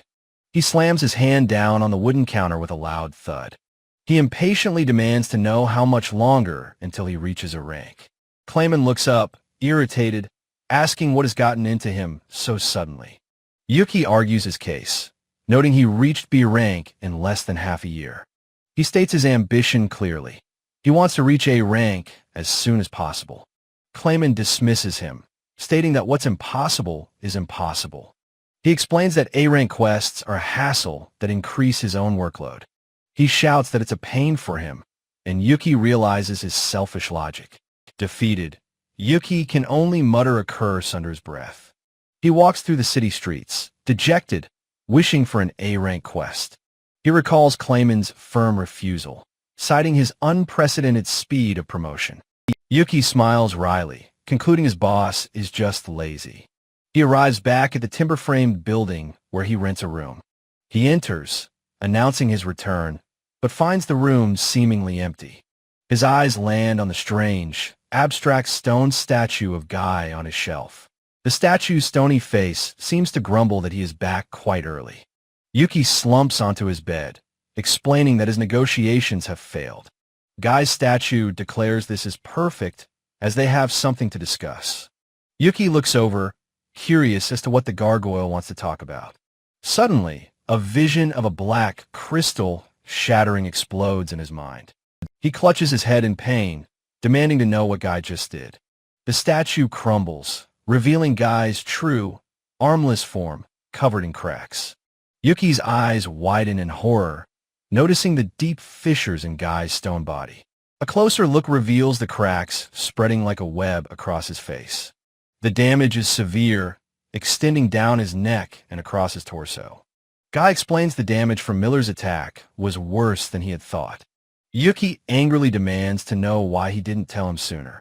He asks if there's a cure, mentioning that Teal has been searching for one. Guy says it is a shame, but he has almost no time left. He predicts that in less than 5 days, he will crumble into dust. He asks Yuki to look after Teal, whose own health is failing. Yuki is shocked, demanding to know what is wrong with Teal. Guy explains he has watched her since childhood and knows she is unwell. Yuki turns away, telling Guy to leave Teal's well-being to him. With a sigh, Guy says he is sorry, but now he has no regrets. Yuki's mouth opens wide, shouting out the single word, but. He whirls around, declaring with absolute conviction that he will save Guy too. Guy asks if he hit his head, saying it's impossible with so little time. Yuki glares, retorting that one can't know it's impossible without trying. He tells Guy to leave it to him, joking he'll keep him as art. Guy relents, saying he will wait for him without expecting much. His final thought is a plea for Yuki to take care of Teal. Yuki walks through the city, thinking how Guy worried for Teal until the end. He decides his best course of action is to ask Duke about demon lore. He finds himself wondering where his old subordinate might be. His search leads him to the grand, pillared hall of the Knight's headquarters. He spots Duke, his commander, speaking with a young elf knight. Yuki rushes in, panting, and apologizes for the sudden intrusion. Duke asks him to wait a moment while he finishes a report. Exhausted from his run, Yuki collapses onto a nearby, tufted sofa. He wishes he could just fly, but knows Cecilia would scold him for it. A moment later, the elf knight approaches him, trying to get his attention. She introduces herself as Irene, flusteredly thanking him for helping Duke. Yuki introduces himself in return, noting how cute she is when flustered. He puffs up his chest, boasting that he used to be Duke's commander. Irene, shocked, timidly asks what kind of commander he was. He strikes a dramatic pose, declaring it a secret that could get her killed. Duke returns just in time to scold him for feeding Irene nonsense. Yuki apologizes sheepishly, admitting her reaction was too good to resist. Irene realizes he was lying as Yuki explained commander is just a nickname. He asks to speak with Duke, and the nervous Irene quickly excuses herself. Yuki gets serious, stating that he has a question about demon ecology. He asks if there's any way to repair the cracks in a gargoyle's body. Duke replies simply, The problem is solved if he eats a philosopher's stone. Yuki's face lights up with sheer relief, amazed the solution was found so fast. Duke notes that a gargoyle should already know about the stone. Yuki grimaces, realizing that the old gargoyle must have forgotten. Duke playfully teases him, saying Yuki was the ignorant one. Overjoyed, Yuki thanks Duke, relieved that a way to save Guy exists. The scene transitions with a sharp, diagonal line. Another line cuts across the panel, building tension. Yuki's expression hardens as he faces the next, crucial question: where to find one. Yuki panicked, wondering what a philosopher's stone even was. A voice suddenly called out his name, startling him. He turned to see Cecilia arriving in a carriage. She cried that something was terribly wrong with Teal-chan. The young girl had collapsed while she was cleaning. SYK was watching over her, but had sent for him. He realized Teal and Guy's fates must be connected. Cecilia confirmed with horror that Guy had only 5 days. But Yuki insisted they knew the cure, the philosopher's stone. For now, however, his greatest worry was for Teal-chan. The scenery blurred past as the carriage raced onward. In her bed, Teal was feverish and struggling to breathe. Entering the room, Yuki immediately asked about her condition. SYK explained that she was running out of medicinal herbs. He understood. She needed him to gather more herbs. The treatment was only temporary, so she couldn't leave. Cecilia noted how worried SYK was for the young girl. "All right then," Yuki declared. "I'll go get the herbs." But Cecilia stepped forward, insisting she would go instead. She reminded him of Guy, showing him the long list. From the bed, Teal weakly asked what about Guy. Her voice was small, but filled with a sudden dread. She desperately asked if what she overheard was true. The three stood silently as the frail girl sat up. SYK gently urged her to lie back down and rest. But Teal reached out, her voice cracking as she pleaded. She begged them to save her guardian, not her. Cecilia's hand gently closed over the girl's own. With a kind smile, Cecilia promised her it was okay. She promised that Yuki would absolutely save Guy for her. She turned to Yuki with a look of complete faith. Teal relaxed, whispering how relieved she was to hear it. But she felt guilty, saying she shouldn't be saved. Cecilia told her to rest, as they were all there. The young girl finally drifted back into a fitful sleep. Cecilia then turned to Yuki, stating healing was her job. With a brilliant smile, she told him to trust her. Yuki met her gaze with resolve, saying he understood. SYK promised that she would watch over Teal-chan. Yuki declared he would go find the philosopher's stone. Cecilia confirmed she would go and gather the herbs. He vowed to save them both, no matter what. His quest began at the city's commercial guild. The guild master apologized. The stone was out of stock. Yuki shouted in disbelief, asking if they were serious. He couldn't believe they didn't have the famous item. A familiar voice greeted him from behind. It was Clayman. The guild master fawned over Clayman, much to Yuki's surprise. He eagerly handed over the requested documents to him. He realized his irritable boss was surprisingly famous here. Clayman noted the request had become more troublesome. The guild master then turned his attention to Yuki. He told Yuki it was perfect timing to see him. Clayman insisted he should accept the quest he held. Yuki thought only of his need to find the stone. Clayman revealed the quest was to find that exact item. Stunned, Yuki could only shout in utter disbelief. Clayman offered to promote him to A rank in return. Yuki was shocked by his boss's uncharacteristic generosity. A single thought echoed in his mind, suspicious. But with no time to waste, he readily agreed. Clayman declared that their negotiation was a success. The guild master meekly asked if he would take it. Clayman confirmed the deal, leaving Yuki feeling uneasy. The sky was clear as they exited the building. Yuki realized he still didn't know the mission's details. Clayman simply waved and told him, "See ya." Yuki knew collecting the stone would be far from simple. He resolved to try his best, just like his friends. The next morning, Cecilia was there, waving cheerfully. Yuki could only stare, completely and utterly confused. He wondered why she was here, waving back awkwardly. She greeted him warmly as he approached the carriage. With a smile, she revealed that she wasn't alone. He saw Sophia inside and was even more surprised. And slumped outside was a very unhappy-looking Clayman. Soon, their strange party was on its way. Yuki demanded to know what this situation was. Cecilia explained her quest for rare, medicinal ingredients.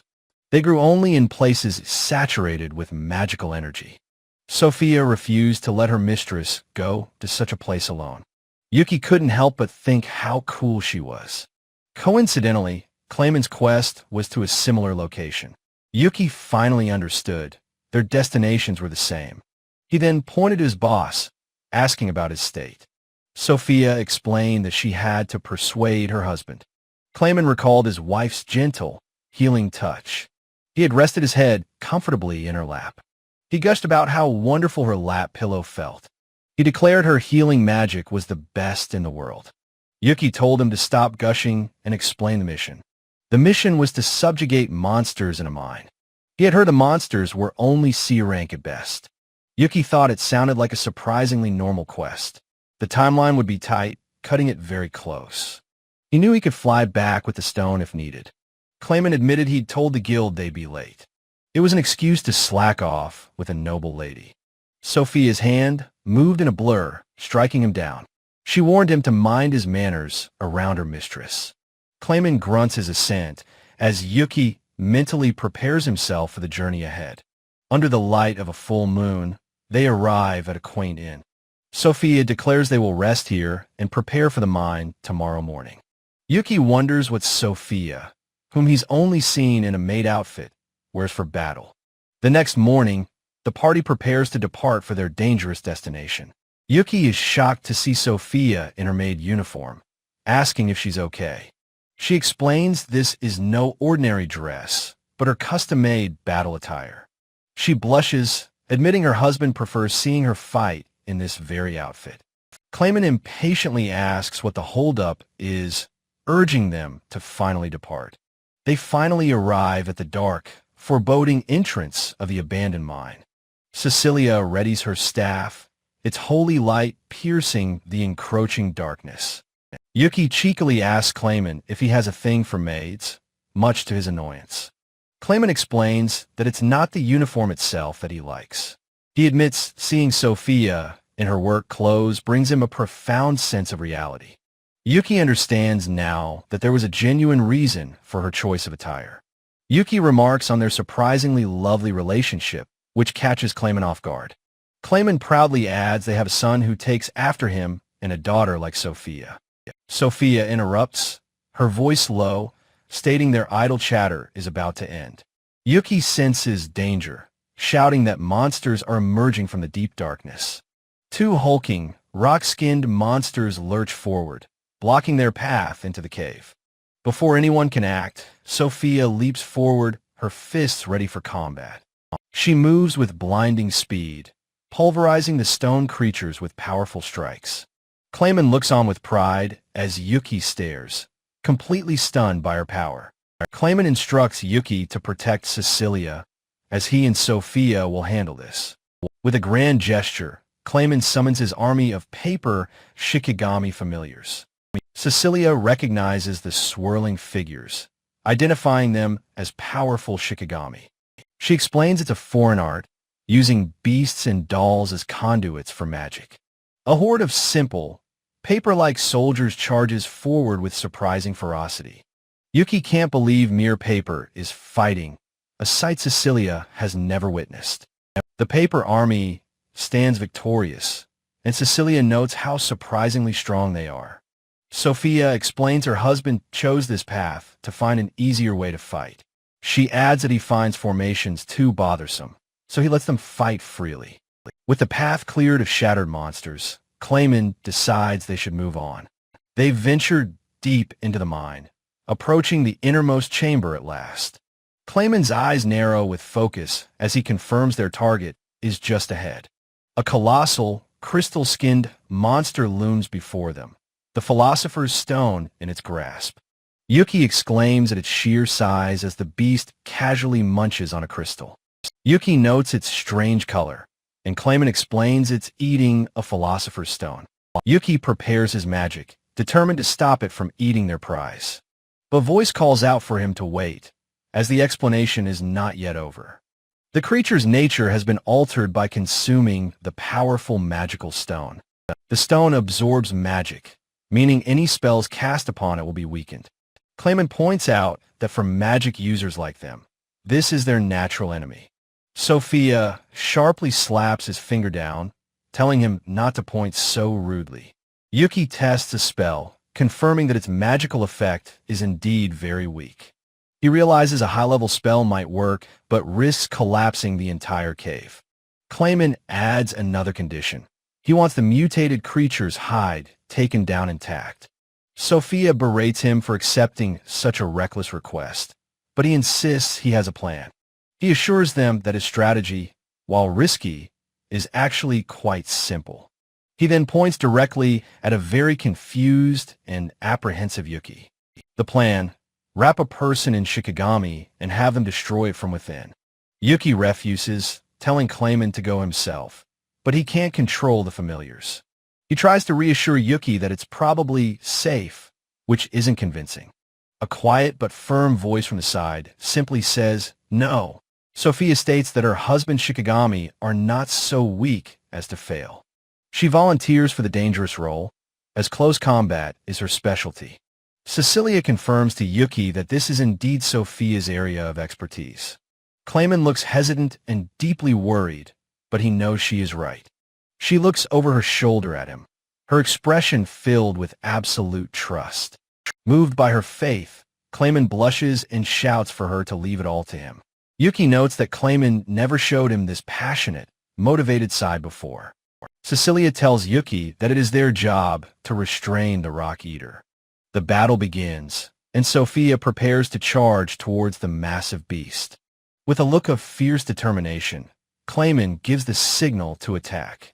Yuki and Cecilia simultaneously unleash their powerful binding spells, Earth Lock and Saint Chain. The monster is ensnared by sharp spikes and glowing holy chains.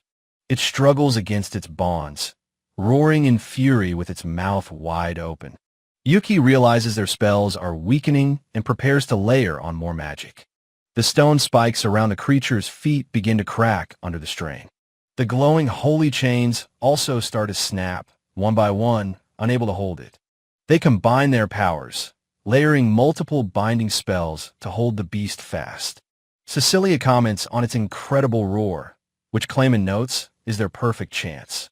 He points, yelling that its wide-open mouth is the perfect opening for their attack. He calls out her name as Sophia leaps fearlessly towards the monster's maw. In a flash of motion, she dives headfirst into the gaping, dark abyss. She lands inside its mouth, protected by a shimmering barrier of magic. The monster pauses, its simple mind utterly confused by this turn of events.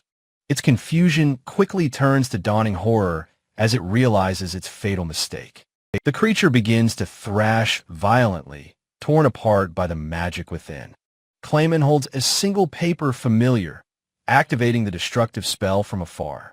He unleashes his ultimate familiars, a spectral wolf and a fiery horned demon.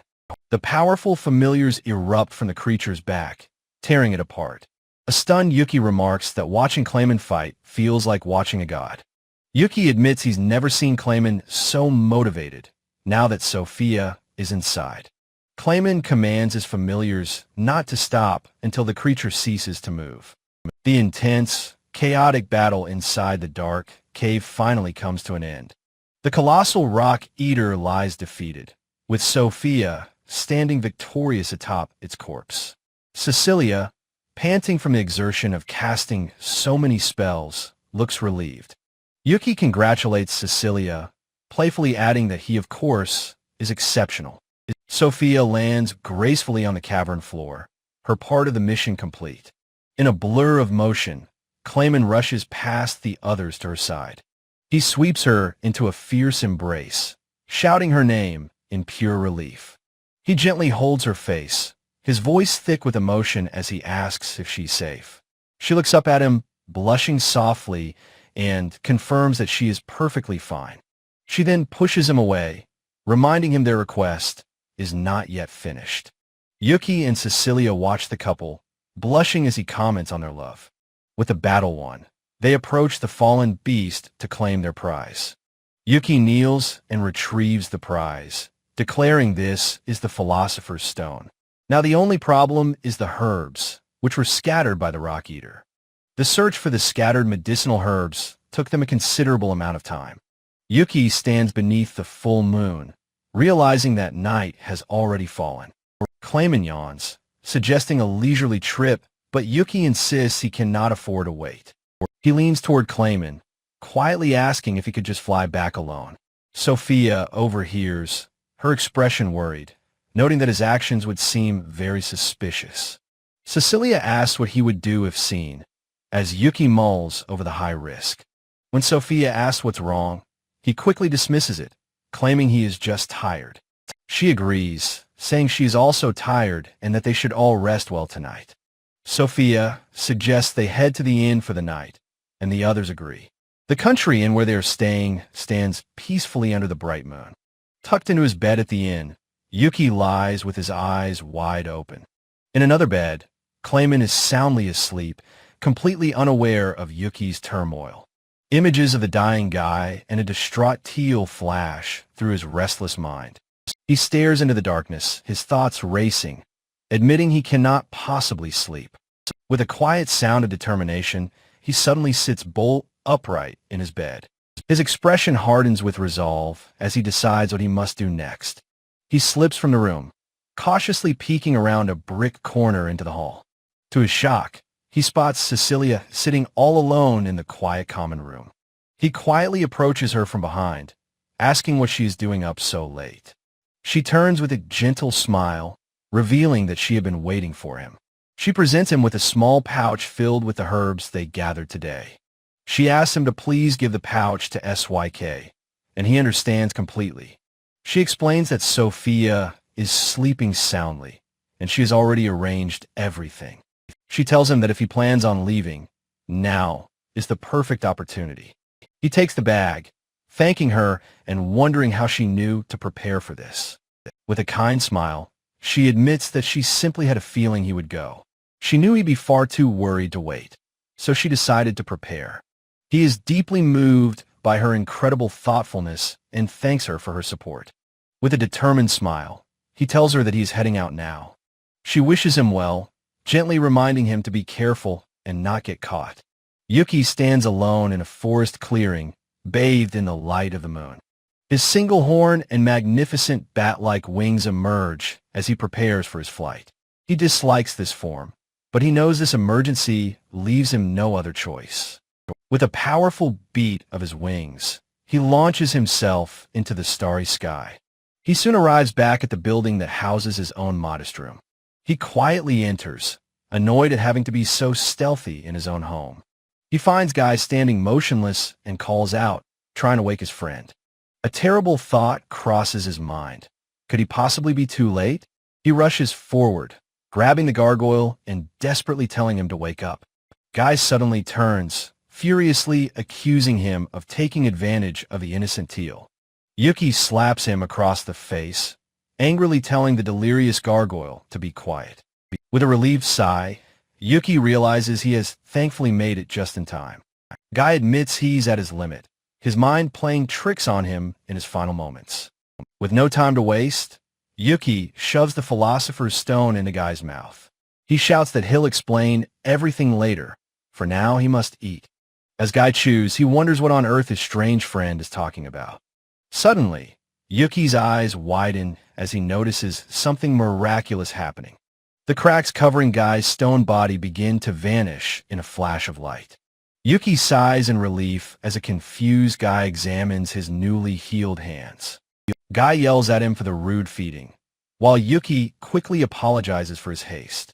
Guy admits it was tasty and asks if there is any more left to eat. Yuki hands over the rest of the stone, telling him he might as well finish it. Guy happily eats the rest, leaving Yuki to wonder about his strange tastes. He pulls out a sharp crystal shard from the bag, questioning what it could be. Yuki realizes it's a rock eater's claw, but Guy eats it without a second thought. Guy cries out in shock, declaring that his entire body feels intensely hot. He is enveloped in a blinding light, screaming from the sudden, burning heat. The light fades to reveal a transformed Guy, with new arms and powerful wings.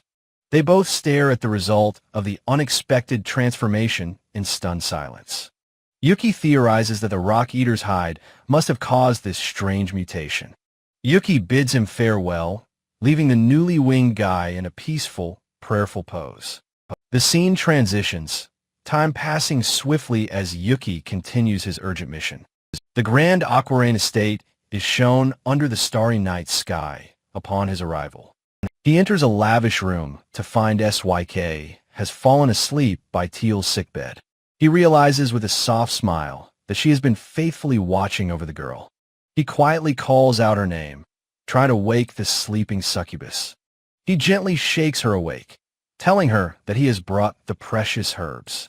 SYK groggily asks about his demonic form, which he explains is only temporary. He hands her the pouch, instructing her on how to prepare the vital medicine. The sleepy succubus simply nods in agreement, understanding her task.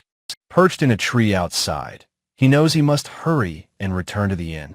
Dawn breaks over the roof of the countryside and where his friends are waiting.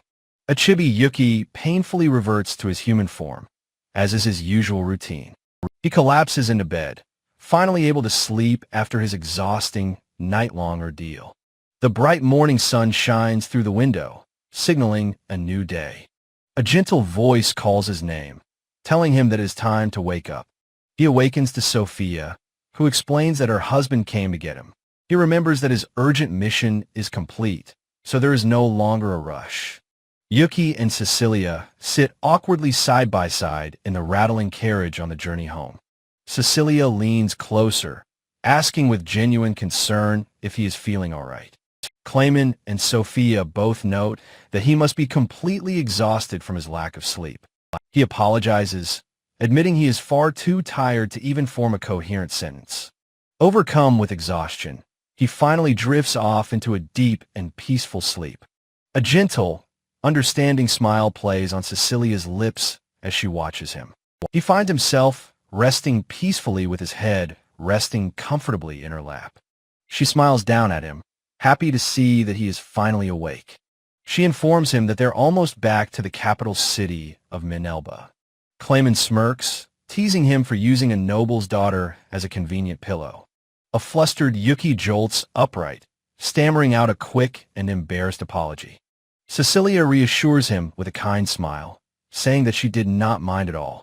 She understands he must be tired after everything that happened the day before. He can only blush, watching her smile with a warm feeling growing inside him.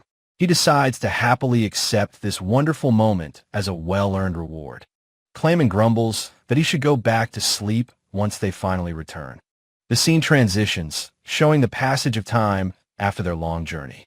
Several days pass after their return to the capital and the Aquarane estate. Teal weeps with relief, overjoyed that her beloved guardian god is finally safe. Guy gently apologizes for causing her so much worry while she was also unwell. She tells him he needn't apologize, as she never imagined this happy outcome. Guy gives all the credit for his recovery to Yuki, and Teal happily agrees. Lying on the floor, Yuki sleepily accepts their heartfelt and repeated thanks. Cecilia insists Yuki must be thanked, but he's just glad they're both well. He fondly recalls Teal's gleeful hug for the flustered guardian Guy. Completely fed up with the atmosphere, Yuki declares he's going out. Days later, Yuki watches as Teal sits by Cecilia's bed. Teal visits Guy daily, hugging him and declaring how wonderful he is. Yuki feels like a piece of furniture, completely ignored by the two. He can't stand the cloyingly sweet air in the room any longer. He knows this is just their reaction to a near-death experience. Deciding he's had enough, Yuki makes his escape from the room. He grits his teeth in frustration. This is simply impossible for him. He finds himself wandering through the main thoroughfare of the capital city.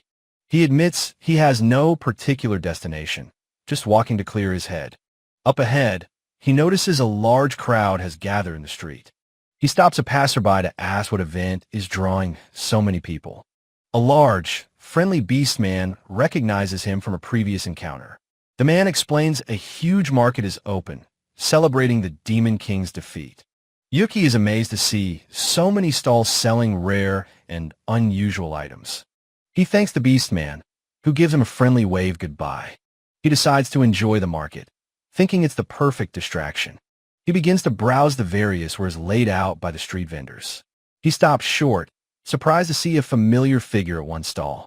It's Clayman, who explains he's on vacation, using a quest as an excuse.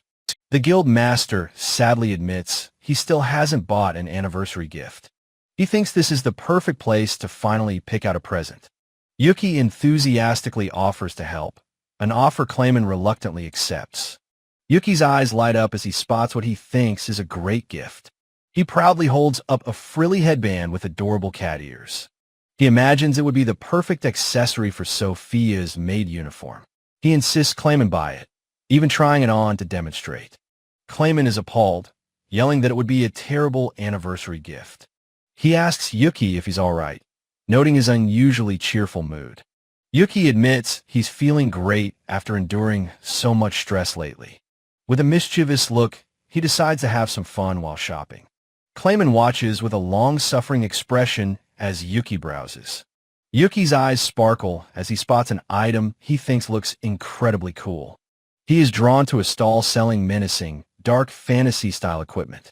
He excitedly presents a black long coat fit for a brooding protagonist. The shopkeeper praises his excellent taste, and Yuki decides to buy it. He gets carried away, wanted by all the cool things he sees. Clayman sighs in exasperation, telling Yuki he is buying too much. Yuki explains he's never bought things for himself and must seize the chance. Clayman realizes Yuki has only bought things that appeal to his inner child. The guildmaster states that he, at least, managed to get his shopping done. Yuki recalls that Clayman bought an apron and exotic spices for his wife. With his shopping spree over, Yuki wonders what he should do next. Clayman jokingly suggests he try on his new gear for a guild request. Yuki's eyes flash with inspiration as he exclaims, "That's it!" He dashes into an alley and quickly changes into his dramatic new outfit. He strikes a pose, asking how he looks in his new hero getup. He declares that his blood boils, and now, no one can stop him. Clayman sighs, deciding that dealing with Yuki is just too much trouble. Elsewhere, a woman faints, but a mysterious man catches her, saying it's okay. He tells her not to worry and that she needs to rest immediately. He gently supports her, saying that he will call for a doctor. She panics, insisting it isn't serious, and she just needs to sit. She pleads not to see a doctor, fearing a repeat of a past trauma. The man's eye narrows slightly as he listens to her desperate words. He suddenly sweeps the shocked woman up into a princess carry. She panics, asking what he is doing as he remarks on how light she is. He asks if she will feel better if she just sits down this way. She blushes furiously, insisting this is not what she meant at all. He wonders if they should rest here, but she quickly says she's fine. He approaches a cafe worker, asking if he can borrow a seat for her. The worker points him inside, and he thanks them as he enters. He carries her to a private booth in a quiet corner of the establishment. He places a cup of tea before her, gently telling her to drink. She takes a tentative sip, admitting that it soothes her throat. He asks if the flavor is too bitter, but she quietly says no. She apologizes for his actions, admitting he doesn't seem like a bad person. He calmly takes a sip from his own cup, watching her intently. He says he understands now. That is how she drinks her tea. A sudden flash of insight strikes him as he realizes something. The woman bows deeply, thanking him for his help and apologizing. He says he'll leave after his tea, but she asks if that's all.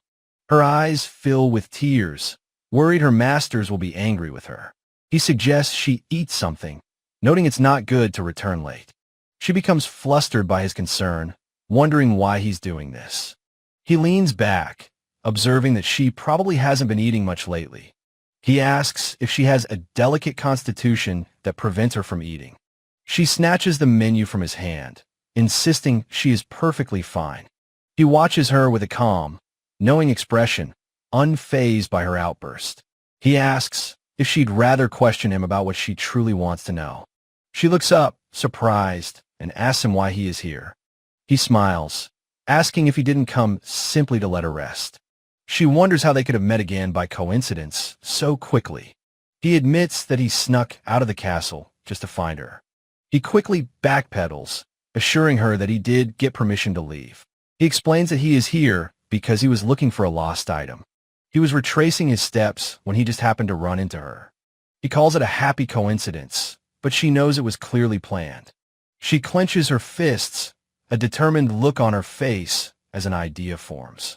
The man's eye widens in alarm, sensing what might be coming next. He has a sudden, jarring flashback to a crying child and a stern man. He jolts upright in his seat, exclaiming in disbelief, "Again!" The woman holds a pendant, saying she should do this before she forgets. She asks what is wrong, but he quickly dismisses it as nothing. He covers his face, apologizing and admitting she is not that kind of person. He remarks that she always does the unexpected, which is his line to say. She places a single, ornate ring on the table, saying she is returning it. Beneath the table, the man's foot taps anxiously against the floor. A flash of light descends from the sky, heralding a dramatic entrance. A determined eye glares from the shadows as he declares his intent. "It's showtime," he cries, unleashing a crackling thunder spell from his hand. The powerful bolt slams into a group of bandits, sending them flying. A lone bandit curses, shocked that his mysterious foe also wields magic. The figure retorts that it is because he is a magic swordsman. He rushes forward with a wild laugh, ready to dispatch the rest. He moves like a phantom, a blur of dark clothing and power. He explains to an unseen audience that he only knocked them unconscious. The scene fades to black, the quick battle concluded. The bandits now lie in a comical, neatly tied up bundle. He hears a sound from the trees, turning his head in surprise. A group of knights emerges, their leader demanding to know who he is. The captain, a woman named Irene, stands flanked by her armored soldiers. He strikes a theatrical pose, announcing himself as the magic swordsman of Black Thunder. Irene and her subordinates stare back, completely and utterly unimpressed by his display. She asks if he is responsible, identifying the captives as wanted thieves. He explains that he was simply fulfilling a request from the guild. He makes a grand exit, leaving the knights to handle the cleanup. Irene calls after him to wait, holding up a small bell he dropped. The knights stand assembled, their captain now holding the captured bandits. Elsewhere, the knight Duke gives a flustered Ryun a frantic pep talk. Irene interrupts them, stating that this is an order from Captain Ryun. She instructs Duke not to pursue the mysterious figure for the time being. She confirms that the captured men are indeed on the wanted list. With a sharp command, she orders her knights to take the thieves away. Yuki's eye glints from the shadows as he watches the scene unfold. He muses on the knighthood's intensity, having been hidden by invisibility magic. One of the knights explains that he and the captain will patrol the area. Duke quietly apologizes to Irene as they walk through the woods alone. Irene sighs that it is difficult to give proper instructions in the dark. Duke complains that he wants to graduate from using his handbell to communicate. She tells him to get a grip if he ever wants their romance to progress. A flustered Duke promises that he will do his best to improve. He then asks her about the so-called magic swordsman of Black Thunder. Irene dismisses him, saying she has paperwork and he should head back. She announces that she will return first, leaving him alone in the forest. After a moment, she stops, asking why Yuki is still lingering there. She knew he was there all along and tells him to stop the act. She warns him that he always ends up regretting these impulsive rampages. With a final, exasperated sigh, she walks away, leaving him to his thoughts. Yuki slowly reaches up and removes his helmet, his face still hidden. His face is revealed, bright red and twisted in utter, burning shame. "What am I doing?" he screams, running in frantic circles of mortification. Duke watches from a distance, remarking that he knew this would happen. The scene shifts to a close-up on Cecilia's cold, unforgiving eyes. Yuki kneels before her as she looms over him, demanding an explanation. She looks down, her expression a mixture of anger and deep disappointment. Kneeling formally, Yuki innocently asks what he has done wrong. He feigns ignorance, asking if she means the magic swordsman of Black Thunder. She recounts the rumors of a new, mysterious A-rank adventurer in Minelba. Yuki internally panics, realizing it's hell for the girl he likes to know. Cecilia reveals that SYK and Haybines also know and have been laughing at him. He asks why she has summoned him, and she simply replies, well. She explains how his recent fame connects to a much larger problem. He recalls her prior warning about powerful nations scouting for talent. She warns that he too could be targeted by these other countries. Her expression is grave, her concern for his safety genuine and profound. She admits she doesn't wish to bind him, but his actions are too conspicuous. With a pained look, she pleads with him to please tone it down. Her words finally sink in. He realizes she is absolutely right. He accepts that acting so flashy while trying to hide was foolish. He hangs his head, admitting he was an idiot who acted without thinking. Cecilia quietly says that isn't entirely true. She offers a small smile, acknowledging that his A-rank work did help people. He is touched by her understanding, a faint blush appearing on his cheek. He promises he won't do it again and will stick to normal requests. He thanks her profusely, apologizing for making her worry so much. She smiles warmly, her anger gone, and invites him to stay for tea. He is ecstatic, his face lighting up with pure joy at the invitation. They enjoy a peaceful moment, and he compliments her excellent tea. She mentions that she had to silence SYK and Haybines about the incident. A thought suddenly strikes Yuki. He has had a realization. He muses that sometimes healing can be found closer than one expects. At the guild, Clayman smiles, remarking that that is good to hear. Yuki wonders what has put the perpetually grumpy guild master in a good mood. Clayman gestures, telling him to come to the back room for a moment.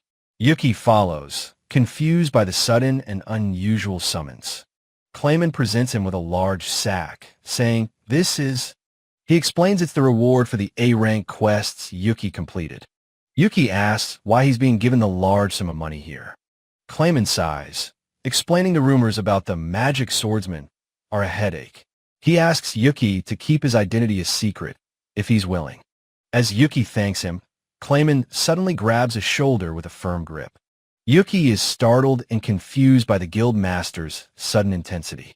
Clayman asks if he put something in his bag when they went shopping. Yuki looks back, trying to recall the events of that day. Clayman reveals a frilly cat ear headband, and Yuki's memory clicks. Clayman confirms he put it in there, and Yuki realizes his grave mistake. Clayman grits his teeth, his voice low with menace. "Because of you." A flashback shows him presenting a belated anniversary gift to his wife, Sophia. Sophia blushes, touched by the thoughtful presents he has brought her. She notes the rare spices and the beautiful, custom-made apron. But as she reaches deeper into the bag, she asks what this is. She pulls out the ridiculous cat ear headband, her expression utterly perplexed. Back in the present, Clayman is a picture of pure, unadulterated misery. He buries his face in his hands, sighing in defeat. A panel shows Sophia's genuinely happy smile as she thanks him. Clayman moans that he would have much preferred another beating. His daughter loves the headband, but his son gives him a cold, judgmental stare. Yuki consoles a distraught Clayman, saying it reminds him of his own troubles. Yuki tries to leave for work, but Clayman tells him to wait. Clayman's expression turns serious as he prepares to share some news. He reveals he forgot to tell Yuki something important about his guild rank. Clayman explains he made Yuki an A rank just to spite another adventurer. Yuki frantically denies his promotion, but Clayman offers a challenging alternative. He recalls his old, cringe-worthy title, the Black Lightning Magic Swordsman. The memory of his dramatic past as a demon commander is unforgettable. The day continues at the familiar Adventurers Guild building. Yuki complains to himself about having to do another tedious quest. Clayman is surprised to see Sophia visiting the guild with a gift. She offers him the gift, and he quietly accepts, calling her honey. With a polite bow, Sophia excuses herself to return to her duties. Yuki asks Clayman why Sophia had come to visit him just now. Clayman looks up, acknowledging Yuki's question with a simple sound. He opens the box, revealing it's a Valentine's gift, much to Yuki's surprise. Yuki understands that Sophia personally delivered the Valentine's chocolates to him. Clayman gushes that each handmade chocolate is a symbol of his wife's love. Clayman's offer of a chocolate sends a jealous Yuki into a comical rage. Frustrated by all the romance, he storms out, yelling for them to explode. His inner turmoil is reflected in his wide, stressed eye. He vividly daydreams of Cecilia lovingly feeding him Valentine's chocolate. The sound of a slamming door jolts him from his sweet fantasy. Overwhelmed with stress, he feels like he has nowhere to escape. Duke approaches, asking his commander why he's emitting such a dark aura. Yuki insists he's fine, but Duke points out his terrifying expression. Yuki's attempt at a smile only makes him look more frightening. Their strange conversation is interrupted by someone approaching from the side. The elven knight, Irene, shyly asks Duke if he has a moment. Duke and Yuki turn their attention to the approaching knight. Duke calmly asks Irene if she needs something from him. She nervously presents a gift-wrapped box meant for Sir Duke. Duke accepts the chocolates, but bluntly asks why she is giving them to him. Flustered, Irene explains it's a gift of respect for his constant help. Duke apologizes for his bluntness and offers to accompany her again. As Duke turns back to him, an enraged Yuki tells him to just explode. Duke calmly processes his commander's jealous outburst with a simple "I see." Duke muses that her directness seems born from jealousy, a harsh assessment. Yuki despairs, surrounded by happy couples while he remains utterly alone. Duke mentions an even unluckier person and says he will go fetch him. The scene shifts to a quiet hallway inside the knight's barracks. Yuki and Duke secretly peek around a corner, observing something. Ryun and Haybines sit together in a painfully awkward, blushing silence. Duke whispers that they've been stuck like this for an entire hour. He explains their conversation stalled, resulting in a prolonged, awkward silence. If Haybines leaves without delivering her gift, the situation will be a disaster. Duke prepares to step in, and Yuki sympathizes with his difficult position. The scene moves to the bustling, European-style city streets. Yuki feels the entire city smells sickeningly sweet with romance today. His attention is suddenly caught by something happening down the street. Mikana spots a long queue of people and wonders what it's for. She greets Yuki with a smile, calling him an unusual person. Yuki retorts that calling him unusual is rude, since he doesn't know her. He's fine with being normal and asks again about the long line. Mikana shrugs, saying she doesn't mind if he prefers it that way. She reveals it's a line of fangirls waiting to give Yuga chocolates. Yuki loses all interest, while Mikana laments her own timing. With a blush, she admits that she is also trying her best. Yuki watches her, promising that he will also do his best. She clutches her gift, admitting that she isn't very good at cooking. A mysterious hooded figure waves, greeting them like an old friend. Mikana jumps, startled by the figure's sudden appearance beside her. The figure slowly begins to pull back the hood of his cloak. It is Yuga, who reveals his identity with a dazzling, heroic smile. Mikana scolds him for being late and drags him toward the queue. Yuki observes that Mikana seems to be enjoying herself despite her words. Yuga's attention is caught by the bag of chocolates Mikana is holding. He asks Mikana if the chocolates she is carrying are for him. Blushing, she admits that she did indeed make them for him. Her face lights up with hope as she asks if he truly means it. Yuga gives her a brilliant smile, thanking her for the gift. He happily eats a chocolate as a flustered Mikana watches him. She worries aloud that her cooking can't compare to the other girls. He reassures her with a hero's smile, saying her chocolates are delicious. Mikana is completely dazzled by his kind and heartfelt words. Yuki notes how Yuga's smile effortlessly captivates all the women around him. The surrounding crowd finally begins to notice the hero in their midst. They are also excited to see that Lady Mikana is with him. As the fan mob descends, Yuki makes a hasty retreat from the chaos. The chaotic day gives way to a quiet, moonlit night. Later, SYK happily enjoys the chocolates she received from Celia.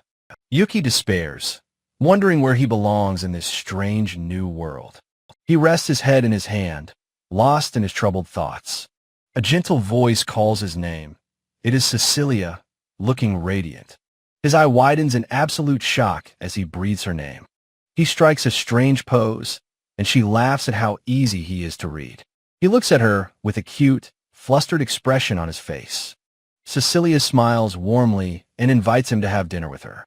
His face lights up with pure, sparkling joy at her invitation. The scene shifts to the interior of a lavish, sparkling restaurant.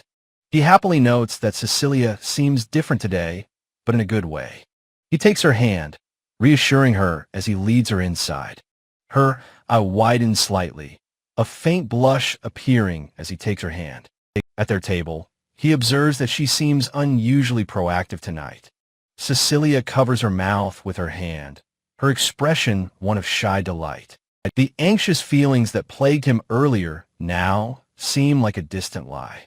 The perfect evening passes under the light of the full moon. Outside her home, Cecilia thanks him for escorting her back safely. He says it was nothing, but she suddenly remembers something important. She offers him a gift, a Valentine's token of her gratitude. Surrounded by a soft bloom of flowers, Cecilia shyly offers Yuki a gift. Yuki is overcome with joy, exclaiming that he is so happy to accept her present. He fantasizes that getting sweets from the girl he likes means he's finally popular. Cecilia beams with relief, announcing that she has now given a gift to everyone. His blissful expression freezes as he asks in disbelief if she truly meant everyone. Indeed, she had spent the whole day distributing tokens of her gratitude to acquaintances. That evening, Yuki sits alone in his room under a dark, star-filled sky. He eats the rich chocolate cake, its delicious taste doing little to lift his spirits. If everyone received one, he thinks glumly, it was just an obligatory social gesture. Looking at the cake and cookies, he whispers a quiet thank you into the empty room. He decides to save the cookies for tomorrow, his heart feeling heavy with disappointment. The next day, Duke cheerfully greets Yuki at the knight's headquarters. He confirms that Yuki also received a present from the wonderful Lady Cecilia. Duke excitedly reveals that he, Haybines, and SYK all received the same delicious cookies. Yuki mentions he's looking forward to the cookies, adding that the cake was also great. Utterly confused, Duke asks what cake he is talking about, as he only got cookies. A nearby knight remarks that Haybines also gave a gift to Ryun, adding to the puzzle. The truth finally dawns on Yuki. The chocolate cake was a special gift for him alone. He erupts in a triumphant roar, startling Duke, who asks what has gotten into him.